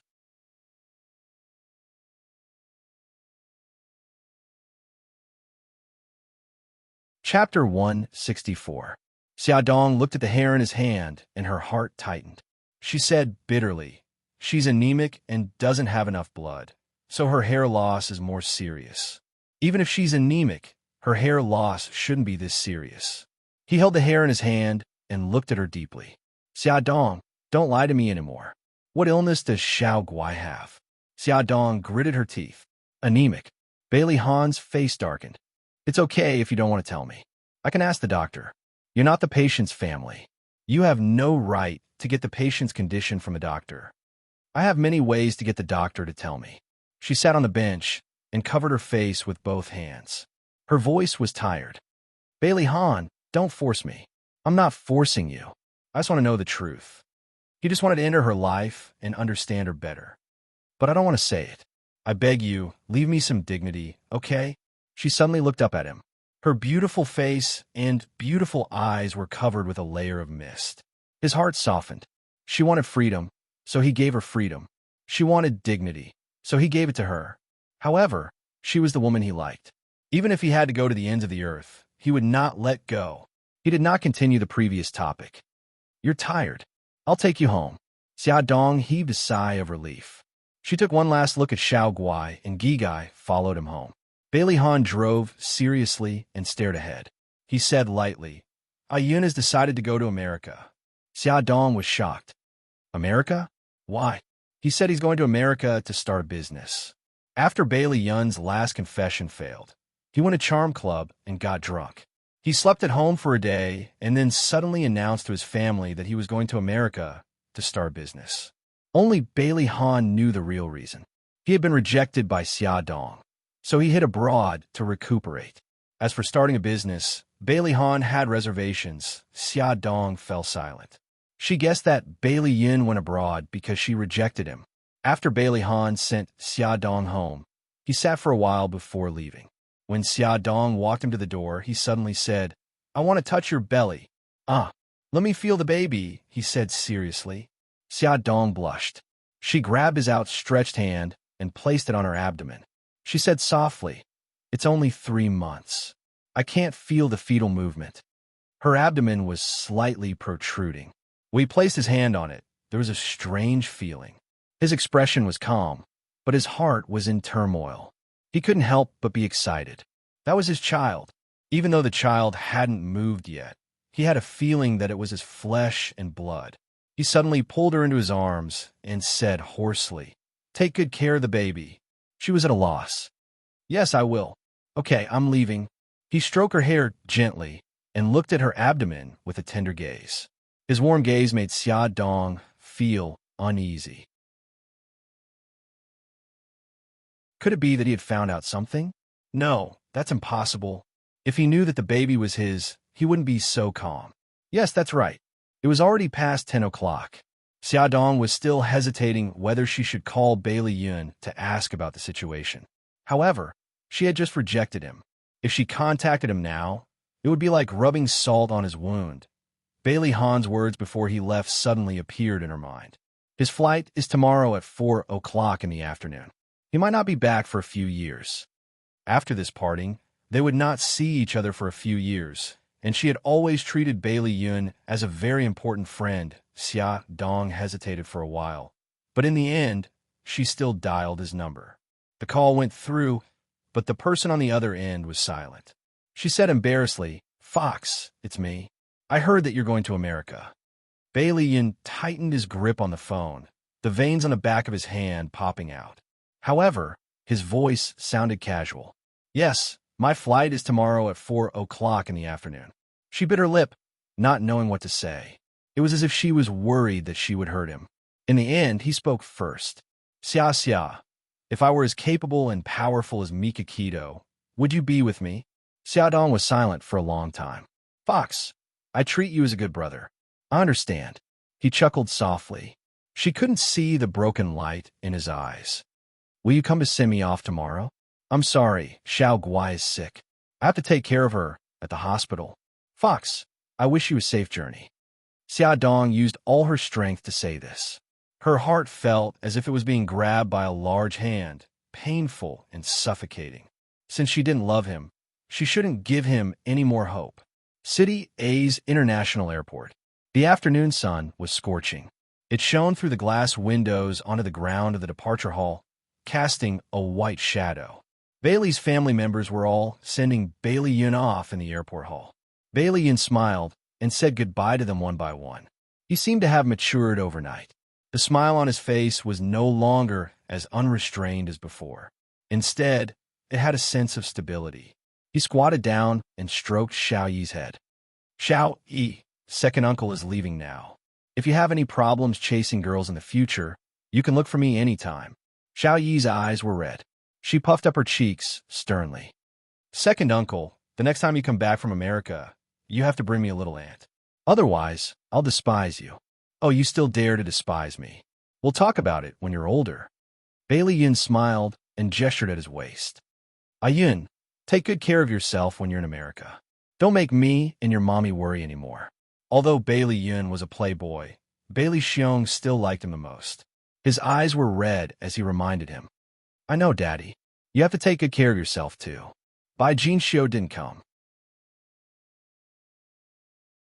Bailey Han patted him on the shoulder.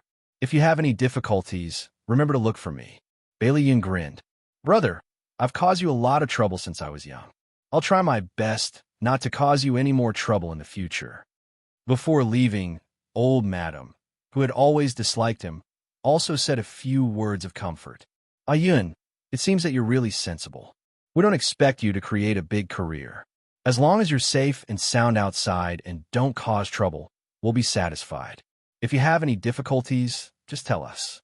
No matter what, we'll always be a family." Bailey Yun hugged her. "Thank you, Grandma." It was time to board the plane, but the person he wanted to see the most still didn't come. Bailey Yun's lips curled up mockingly. "You shouldn't have had any expectations a long time ago, right? 5 years ago, he returned to the country in a carefree manner. 5 years later, he left sadly. The only thing that didn't leave him was the small boarding box in his hand.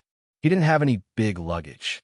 Dragging the small boarding box, he took one last look at the city and the entire departure hall. Then, he waved to his family, raised a bright smile, and embarked on a new journey in life. His back disappeared in a bright light and disappeared at the boarding gate. Xia Dong hid behind the shelves of the convenience store in the airport, tears streaming down her face. Suzuka stood behind her and handed her a tissue. She said lightly, "Bailey's family has left." "Okay, thank you." Xia Dong took the tissue and wiped the tears on her face awkwardly. "You're already at the airport. Why don't you go see him?" Suzaku talked about this matter in a tone that sounded like she was talking about the weather. Let him leave without any expectations. Only then will he start a new life, right? Xia Dong had already sorted herself out, but her eyes were a little red. Suzuka narrowed her eyes. I don't understand. Maybe he already doesn't have any hope. What he wants is for you to send him off as a friend. But now, he's obviously very disappointed. Xia Dong was startled. If Suzuka was right, then didn't she break Bailey Yun's heart? On the plane, as soon as Bailey Yun sat in his seat, he tightly covered his face. His shoulders trembled slightly, and a weak choking sound came from his throat. Sir, are you okay? The beautiful stewardess asked with concern. Bailey Yun maintained his posture and didn't answer. Only the arc of his shoulders gradually became smaller. Sir? The stewardess called out again, but there was still no response. She took a tissue, bent down, and handed it to Bailey Yun's fingers and said softly, Sir, don't be sad. Parting is for a better meeting. Her soft voice crashed into Bailey Yun's pained heart. He slowly took the tissue from her hand and said with a hoarse voice, Thank you. You're welcome. The stewardess smiled sweetly and walked to the next passenger. When he raised his head, he only saw a pretty figure. When they got off the plane, a stewardess stood at the exit of the cabin and politely bowed to every passenger. Sir, please take care. Thank you for taking this flight. Bailey Yun, who had already stepped out, retracted his foot, took off his sunglasses, and carefully sized up the stewardess. She was very cute, with a round apple face, big watery eyes, and a kind smile. Sir, is there anything else? Bailey Yun raised his eyebrows. He recognized her voice. It was the stewardess who comforted him on the plane. He took out a red velvet box from his pocket and stuffed it into her hand. This is for you. The stewardess's eyes widened in surprise. Her expression was very similar to someone's. Thank you, but we have a rule that we can't accept gifts from passengers. She wanted to return the box to him, but he waved his hand. I've already given it to you. If you don't like it, then throw it away. He strode away, leaving her in a daze. Another passenger walked over. She quickly regained her senses and bowed politely. Madam, please take care. Thank you for taking this flight. Duo bow, what did that person give you just now? Quickly open it and see. A colleague witnessed this scene. After the cabin was empty, he went up to her and gossiped. I don't know either. Li Duo Bao was very innocent. She didn't understand why that stranger forced something on her. Open it and see. Her colleague Su Qing snatched the box from her hand and opened it. He was stunned. What a beautiful bracelet. This is Cartier's rose gold bracelet. From the looks of it, it should be specially custom-made. There are words behind it. Summer Star. What does it mean? Li Duobao's delicate nose wrinkled. She suddenly thought of something. Maybe it's the name of his beloved. Loved one. Li Duobao nodded heavily. I remember now. Before the plane took off, I saw a man with his head lowered. He seemed to be crying. I took a tissue to comfort him. That man's hairstyle and clothes were exactly the same as the man who gave me the bracelet just now. I think he might be sad because he was separated from the person he loves. Bai Li Yun had a head full of golden hair. It was really too easy to recognize him. Oh my God, just because you comforted him, he gave you such a valuable bracelet? Su Qing wanted to cry. Why didn't such a good thing happen to him? Li Duobao's cute apple face collapsed. But I can't accept it. How can I return it to him? Su Qing shrugged with an expression that said, you can find out his identity through the registration list. But Miss Li Duobao, don't forget that this flight is to New York. Even if you're looking for a needle in a haystack, you won't be able to fish him out. That's true. What? Li Duobao's little face wrinkled. But even if it's hard to find him, I'll still find him. Su Qing shouted exaggeratedly. Anyway, he gave it to you willingly. Just accept it. Why do you have to find trouble? Because I don't deserve it. I won't be able to sleep with this thing. Li Duobao sighed. Besides, this is a gift that he intends to give to his beloved. What's the matter with me accepting it? She had already made up her mind to keep the bracelet well. As long as she found that man, she would return it to him. Bailey Yun walked out of the airport. It was morning in New York. The city was bustling with people, and no one would stop to look at him. He swore that he would let everyone in this city know his name within a year. Lin he once asked him why he didn't stay in a city if he was determined to develop his career. It was the place where he grew up. He could also get the protection of his family. He replied that he wanted to be like Bailey Han. He wanted to use his own ability to make the people in Bailey's family look at him in a different light. He wanted to make her look at him in a different light. But at that time, he didn't know that Xia Dong wouldn't wait for him for a year. Asterisk the thing that Su Yunqian was worried about finally happened. She went to visit the old madam. The old madam's attitude towards her suddenly became lukewarm. Bai Jin Xiu, who had always loved her, also distanced herself from her. Su Yunqian knew that her plan was exposed. Seeing that the situation wasn't right, she immediately changed. Tears poured out of her eyes, and she said in a sobbing voice, "Grandma, Mommy Bai, I'm here today to apologize." The old madam said faintly, "Why do you say that? Grandma, I know that I'm wrong about pretending to be pregnant, but that's because I love Han too much." Su Yunqian said as she wiped her tears. Her pitiful look was really beautiful. "Grandma, you know how Han treats Xia Dong.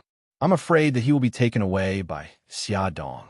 I'm also worried that he will remember the past because of Xia Dong." His head at Hongcha 866.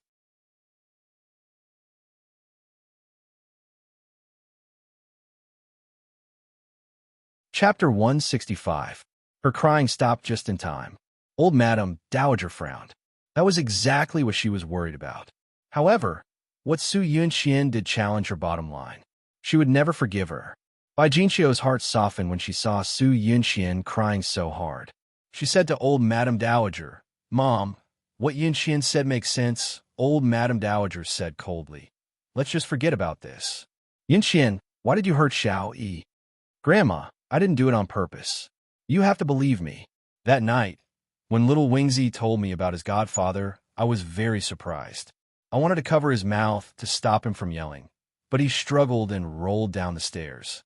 "Grandma, I'm sorry for Xiao Yi." After that, I was too scared to tell you. "I'm sorry." Su Yunqian covered her mouth and cried bitterly. Old Madam Dowager looked at her coldly. "Why were you so panicked when you heard about Godfather?" Because... Su Yunqian looked embarrassed. "It's fine if you don't want to say it. I'm tired anyway." Old Madam Dowager took her walking stick and gestured for her to leave. Su Yunqian hurriedly said, "Grandma, listen to me. Godfather is the middleman of the killer organization in a city. Xingchen once contacted him to contact killers to kidnap Xia Dong. That's why I know about Godfather." Old Madam Dowager frowned. "Kidnap Xia Dong? What's going on?" Su Yunqian had already planned it out. She told Old Madam Dowager how Suzaku and White Tiger kidnapped Xia Dong, and how Su Xingchen became the mastermind behind the scenes. In short, there was only one central idea. All the bad things were done by Su Xingchen, and it had nothing to do with her. Old Madam Dowager's eyes were sharp. "Xiao Yi said that she heard Godfather talking to you on the phone. Since you have nothing to do with this, why did Godfather contact you?" "Grandma, I only found out about this later. Godfather is Xingchen's godfather. I was the one who showed evidence that Xingchen was the mastermind behind all this. Godfather naturally hated me. He threatened me and asked me to take responsibility for Xingchen's crimes. I didn't agree, so he said he would teach me a lesson." It sounded reasonable, and even Bai Jinxiu began to believe what she said. Old Madam Dowager was also a little shaken. But no matter what, she couldn't forgive Su Yunqian for hurting Xiao Yi. Even if she said that she didn't do it on purpose and gave a good reason, Old Madam Dowager was extremely protective. She couldn't accept that Su Yunqian didn't immediately stand up and admit her mistake because she was afraid. Old Madam Dowager paused and said, "Yunqian, I've tried to persuade Ahan, but he's stubborn. I can't do anything about it. I don't want to ask about the relationship between the two of you. I'll let you deal with it yourselves." Su Yunqian gritted her teeth and could only agree. "Okay, I'm tired. I'm going upstairs to rest. Since you're here, stay for lunch." "It's okay, Grandma. I'll go back first. Have a good rest." "Mommy, bye. I'll leave first." Su Yinxian knew that it was impossible to change their opinion of her in a short time, so she knew when to advance and when to retreat. Bai Jinxiu's attitude towards her was much gentler. She said, "Yunxian, let me walk you out." Su Yunxian quickly said, "Mommy Bai, you don't have to be so polite. Let's go." Bai Jinxiu gave her a look, hinting that she had something to say to her. The two walked out of the living room hand in hand. Bai Jinxiu whispered, "Yunxian, little Jing is coming back." Old Madam Dowager listens to little Jing the most. When the time comes, ask little Jing to put in a good word for you. Su Yunxian was delighted. "Thank you, Mommy Bai. I know what to do." The little Jing that Bai Jinxiu was talking about was Bailey Han's younger sister, Bailey Jing. She was also the only little princess in the family. She had been doted on by the whole family since she was young. Like Bailey she was old Madam Dowager's favorite person. Su Yunxian drove out of the Bailey mansion. She slowly came up with a plan in her heart. She didn't go to the company, but directly drove to the hospital where Su Xingqian was. China's extensive and profound cultural heritage had a saying, "Enemies are bound to meet on a narrow road." Su Yunxian felt that this saying was made for her in Xiaodong. Su Yunxian stood at the innermost part of the elevator. The moment the elevator closed, Xiaodong pressed the elevator button and walked in. However, Xiaodong didn't see her. Xiaodong walked out of the elevator on the 7th floor. Su Yunxian's brows furrowed and a trace of calculation flashed across her eyes. "Uncle, I'm here to see Xingqian." Su Yunxian pushed the door open and entered. Xia Xingqing was peeling fruit for Su Xingqian. Xia Xingqing hurriedly gave up his seat. "Yunxian, you're here. You guys chat first. I'll go out for a while." When Su Xingqian saw Su Yunxian, his temper rushed up. He said sarcastically, "My dear cousin, don't you feel sick of seeing me make a fool of myself every few days?" Only the two of them were left in the ward. Su Yunxian didn't have to pretend anymore. She smiled faintly. "Sick of it? Why would I be sick of it? On the other hand, Xingqian, I heard that your temper is getting worse and worse. You even drove away a few nurses in anger. Your current state will only make the person who harmed you more excited." Su Xingqian sneered. "Aren't you the one who harmed me?" Su Yunxian ran her fingers through her hair and smiled brightly. Every injustice has its perpetrator, and every debt has its debtor. Even if you want to take revenge, you should know who your opponent is. To tell you the truth, I've already broken up with Han. Right now, Xia Dong is the biggest winner. Do you still want to fight with me and let her reap the benefits?" Su Xingqian questioned. "Do you think I'll believe your words?" Su Yunxian retorted. "You've already become like this. What's the point of lying to you?" Su Xingqian was so angry that he almost broke his teeth. His head was wrapped in gauze, revealing only a pair of eyes filled with hatred. She said coldly, "Don't think that I can't do anything to you just because I've become like this." Su Yunxian shrugged. "Of course not. I know you have a very powerful godfather." She smiled lightly. "Xingqian, I'm here to tell you a piece of good news." "What good news can you have?" She smiled mysteriously. "Bailey Jing is coming back. Don't you think that's good news?" Su Xingqian's eyes lit up. Bailey Jing grew up with him. Their relationship was very good. At least, in Bailey Jing's eyes, that was the case. Bailey Jing had a lot of authority in the Bailey family. If she was willing to help him, Su Xingqian couldn't help but clench his fists. Su Yunxian saw his reaction and laughed softly. "I just saw Xia Dong on the 7th floor of the inpatient department. Enemies are bound to meet on a narrow road. Why is she here? I don't know. I'll leave first. Have good rest." Su Yunxian achieved her goal and didn't stay any longer. Su Yunxian's words were like stones, causing 1,000 ripples in Su Xingqian's heart.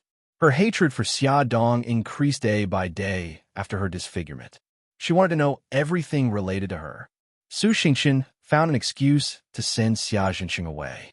Then, with a head full of gauze, he took the elevator to the 7th floor. She searched ward by ward and finally saw Xia Dong outside the isolation ward. She was playing with Xiao Guai. The mother and daughter were laughing happily. Su Xingqian couldn't wait to rush in and strangle them. In the evening, Su Morong came to visit Su Xingqian after work. Su Xingqian secretly told Su Murong about Xia Dong's daughter being hospitalized. Su Murong advised her not to act rashly, but Su Xingqian didn't give up. She had already found out that Xia Dong would leave the hospital every night after coaxing Xiao Guai to sleep. The best way to make Xia Dong suffer was to hurt the person she cared about the most. Su Xingqian's heart was twisted. As long as she thought about taking revenge on Xia Dong, she was filled with energy. At 8 o'clock in the evening, Bailey Han came to visit Xiao Guai. The two of them stayed in the ward to accompany Xiao Guai. Su Xingqian, who was secretly observing from outside the ward, had accumulated the hatred in her heart to its peak. It surged and howled, looking for an outlet to vent. When Xiao Guai fell asleep, Bailey Han sent Xia Dong home. The corridor was full of patients with bandages wrapped around their heads, but they didn't care. On the 12th floor, in the VIP ward, Su Xingqian's caregiver, Xiao Wang, found that Su Xingqian was missing. He searched the entire floor, but couldn't find her. He anxiously called Su Murong to report. At this time, Su Murong and Xia Jinxing had just returned home from the hospital. When they heard that Su Xingqian was missing, they hurriedly drove to the hospital. On the other side, Su Xingqian didn't go through any sterilization or protective measures. She quietly entered Xiao Guai's ward. After entering, she pulled down the curtain of the isolation ward. Under the dim light, Xiao Guai was lying quietly, fast asleep. Su Xingqian sneered. She took out a pair of white gloves from the pocket of her hospital gown and put them on. She slowly stretched out her hand, took a pillow, and covered Xiao Guai's face with it. Her hands fiercely pressed down on the pillow. Xiao Guai's entire face was covered by the pillow. Her breathing was difficult. In her sleep, her two legs kicked wildly, her hands flailed wildly, and she fiercely struggled.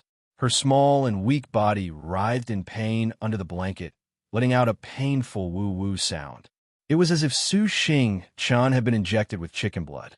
Her entire body was boiling with passion, and the feeling of revenge attacked her brain. She grinned and squeezed the pillow even harder. Xiao Guai's painful groans became softer and softer, and her struggling movements became weaker and weaker. At this time, the ward's door was suddenly opened. A figure flew over, grabbed Su Xingqian, and pulled her back a few steps. Su Murong rushed over. Her face was full of anger. She lowered her voice and said, "You're crazy. Come with me." "No, I'm not going. I'm going to kill her." Success was in the blink of an eye. How could she give up? "Pa!" Su Murong fiercely slapped her on the head. She suppressed her anger and roared, "Su Xingqian, stop messing around. Come with me." Su Xingqian was stunned. Mommy actually hit her. Su Murong removed the pillow from Xiao Guai's face and casually threw it on a chair. She bent down to check Xiao Guai's breathing. She quickly grabbed Xiao Guai's wrist and dragged her out of the ward. The two of them looked like they were being chased by a monster. They hurriedly returned to the 12th floor. "Xingqian, where did you go? Your mommy and I were worried to death." Xia Jinxing and Su Murong split up to look for Su Xingqian's whereabouts. When they heard that Su Murong had found her, they hurriedly rushed back from the upper floor. "Hubby," Xingqian couldn't sleep, so she went downstairs for a walk. "Look at you sweating so much. Hurry and go wash up." Su Murong considerately handed a towel to Xia Jinxing and pushed him into the bathroom. Only the mother and daughter were left in the room. Su Murong coldly said, "Xingqian, come with me." Su Xingqian knew that she was angry, so she didn't dare to say anything. She silently followed her out the door and to the rooftop. "Pa!" Su Murong slapped Su Xingqian's head. It looked fierce, but avoided the wound on her face. "Mommy." Su Xingqian touched her head with tears in her eyes. "Don't call me Mommy. I don't have a daughter as stupid as you." Su Murong was so angry that her whole body trembled. She pointed at her daughter's nose and said angrily, "Su Xingqian, you used to be quite smart. How did you become an idiot now? Do you think that you can get revenge on Xia Dong just because you killed Xiao Guai? Have you ever thought that you're a criminal now? If you add the crime of intentional homicide, even if I'm the king of heaven, I won't be able to save your life. Mommy, I am wearing gloves. They won't leave any fingerprints. Also, no one knows that I entered Xiao Guai's room. They'll definitely treat it as a medical accident. Did your head get caught in the door? Su Murong wanted to pry open her daughter's head to see what was inside. If you think that no one knows that you entered Xiao Guai's room, then how do you explain that you went missing for more than an hour? Let me tell you, when everyone finds out about the grudge between you and Xia Dong, you'll be the #1 suspect. When Su Murong heard that Su Xingqian had gone missing, she suspected that she went to Xiao Guai's room. If even she was suspicious, then what about the police? Only then did Su Xingqian come to her senses. Hatred had made her lose her mind. She couldn't even find such a simple loophole. You just have to pray that Xiao Guai doesn't die so easily. Su Murong expected better from Su Xingqian. Xingqian, I know you hate them, but revenge is a dish best served cold. Why are you so anxious now? Su Xingqian mumbled, Mommy, I was wrong. I'll let go this time. I just felt Xiao Guai's breath. She's still breathing. Su Murong didn't scare her anymore. She sighed, Xingqian, you're Mommy's only daughter. Mommy has your best interests at heart. I definitely won't harm you. Listen to Mommy and change your temper in the future. Stay calm. Su Xingqian nodded sadly. Okay, let's go back to the room. If we're any later, your daddy will be worried again. Su Murong softened her voice. The mother and daughter went downstairs to the room. When they entered the elevator, Su Xingqian suddenly thought of something and said, Mommy, I think I've been tricked by Su Yunqian. What happened? Su Murong's delicate eyebrows furrowed slightly. Only then did Su Xingqian tell her about Su Yunqian's visit in the afternoon. He also said that Su Yunqian told her that Xia Dong was on the 7th floor. If that wasn't the case, she wouldn't have gone to the 7th floor to investigate. She also wouldn't have known that Xiao Guai lived on the 7th floor. Come and see. Hongcha 866.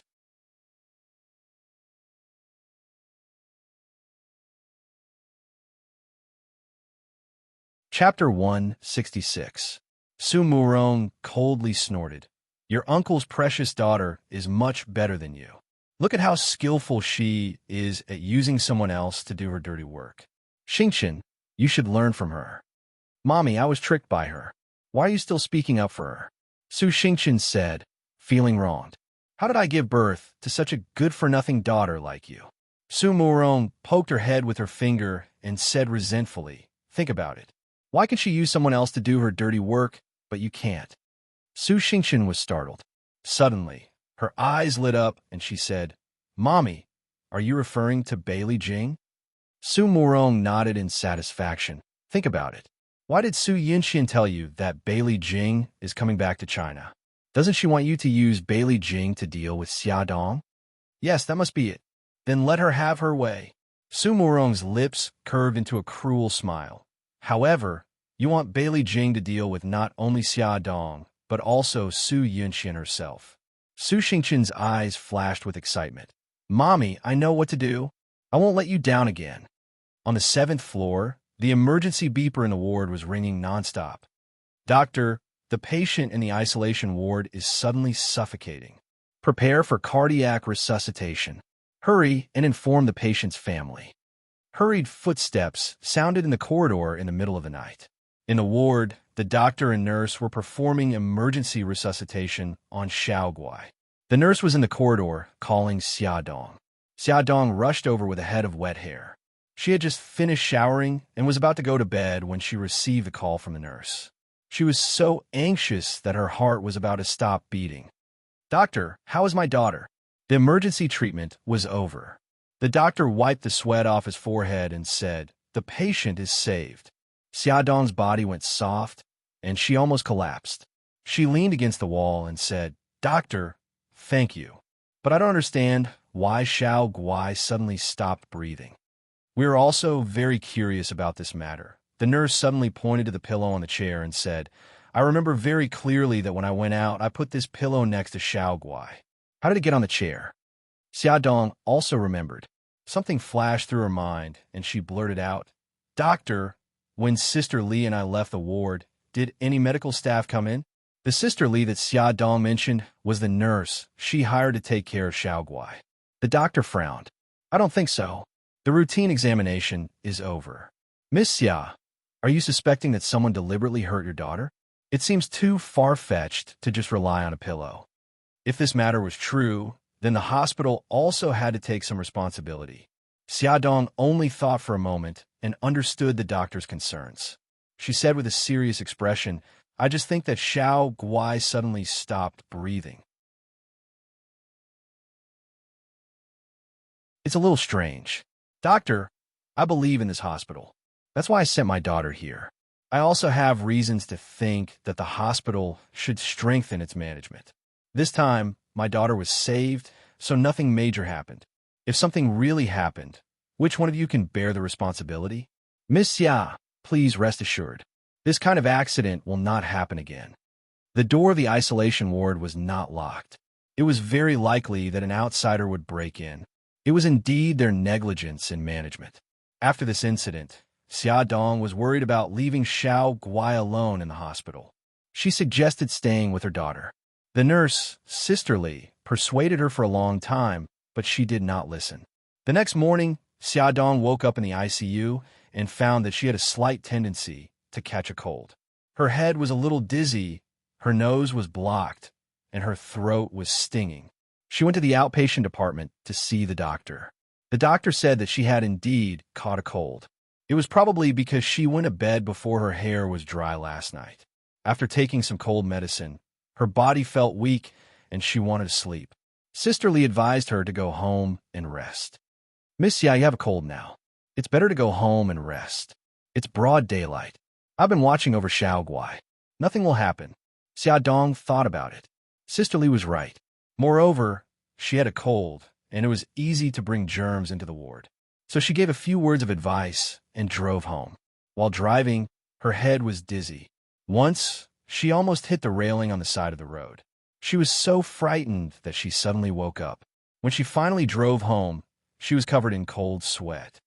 Mommy, why do you look so pale? Did something happen to Xiao Guai? Xiao Bao saw her pale face and was shocked. Xiao Guai is fine. I have a cold. Baby, Mommy took the medicine and is sleepy.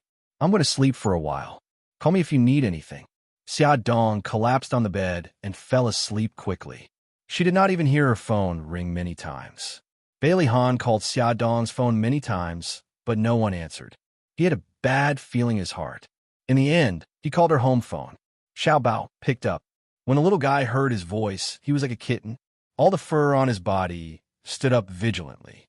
Why are you looking for my mommy? I just want to ask your mommy how Xiao Guai is doing. Bailey Han pinched his eyebrows. He did not understand why the little guy was so hostile to him. Xiao Bao snorted. Gi Guy is fine. I don't need your fake kindness. Bailey Han paused and asked again, Where's your mommy? Why hasn't she answered the phone? Xiao Bao said impatiently, My mommy is sick. She's sleeping now. Don't disturb her. Sick? Bailey Han frowned. Is it serious? It's just a cold. I'm not going to talk to you anymore. I'm going to order takeout for my mommy. She definitely hasn't eaten yet. Xiao Bao rubbed his chin, thinking about what his mommy liked to eat. Bailey Han looked at the pile of documents on the table and then looked at his schedule for the day. He suddenly stood up from a chair and took his coat from the hanger. Linda, I'm going out for a while. I'll be back in the afternoon. Call me if you need anything. Okay, CEO. When Bailey Han drove his luxury car to the mall, wearing a high-end handmade suit, he bought a lot of things in the vegetable and fruit section. He pushed the car to the exit to pay the bill, which attracted the attention of many young wives and aunties. Some people even came up to him and asked, Young man, do you have a girlfriend? Auntie can introduce you. Bailey Han's expression was cold. He said indifferently, Thank you, Auntie, but I already have a girlfriend. TSK, what a pity.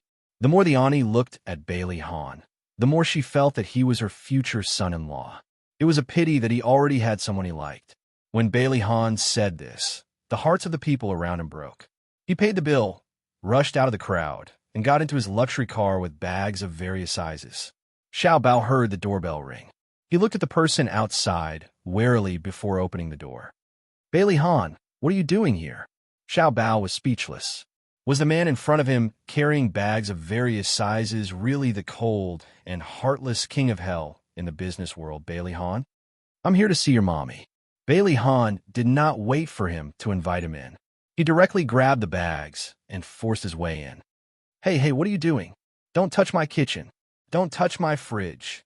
That's my favorite bowl. Don't touch it. Xiao Bao followed behind Bailey Han with his short legs. Seeing him busy like a spinning top, he could not help but shout in exasperation. Shoo! Bailey Han suddenly squatted down and put his index finger to his lips, making a shushing gesture. Don't be so loud. Be careful not to wake your mommy.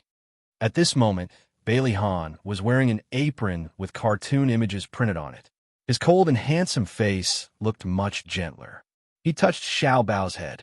I'll make something delicious for you later. The kitchen is very smoky. Gigai, go play outside. You. Xiao Bao's face turned red. After a long while, he squeezed out 3 words. You rascal.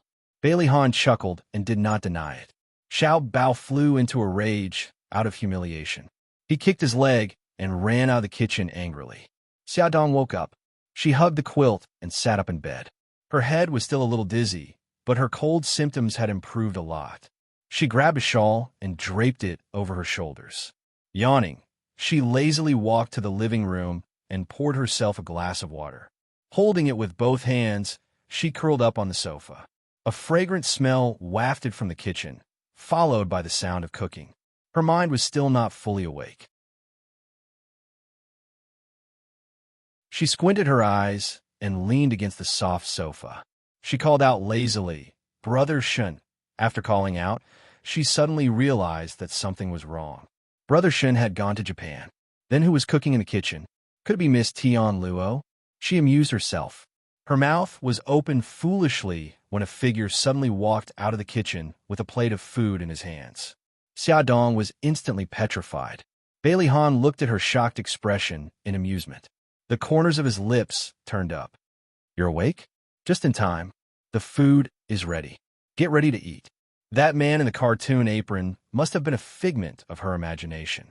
She must have opened her eyes the wrong way. Let's do it again. Xiaodong muttered to herself for a while. She trembled as she opened her eyes again. She jumped in shock. A handsome face was enlarged in front of her. He looked slightly worried. What's wrong? Are you still not feeling well? You, why are you in my house? Xiaodong stammered. I heard from Xiao Bao that you had a cold, so I came to take a look. Bailey Han reached out and touched her forehead. Have you taken your temperature? Do you have a fever? I've taken it. My temperature is normal. Xiaodong pulled his hand away from her forehead and looked at him steadily. Bailey Han, don't be so nice to me anymore. I'm not used to it at all. He was so nice that she felt guilty. Bailey Han chuckled. Then you'll have to learn to get used to it, because I'm going to treat you even better. His straightforward words made Xiaodong blush slightly. He patted her head. Wash your hands and get ready to eat. I'll call Xiao Bao.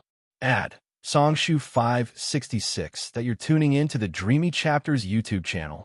We're so grateful for your support, and don't forget to subscribe to join us on this incredible journey through captivating stories. Your generosity through donations truly makes a world of difference, as it's the primary source of revenue that allows me to expand and enhance this channel for you. Thank you from the bottom of my heart for being a part of this adventure.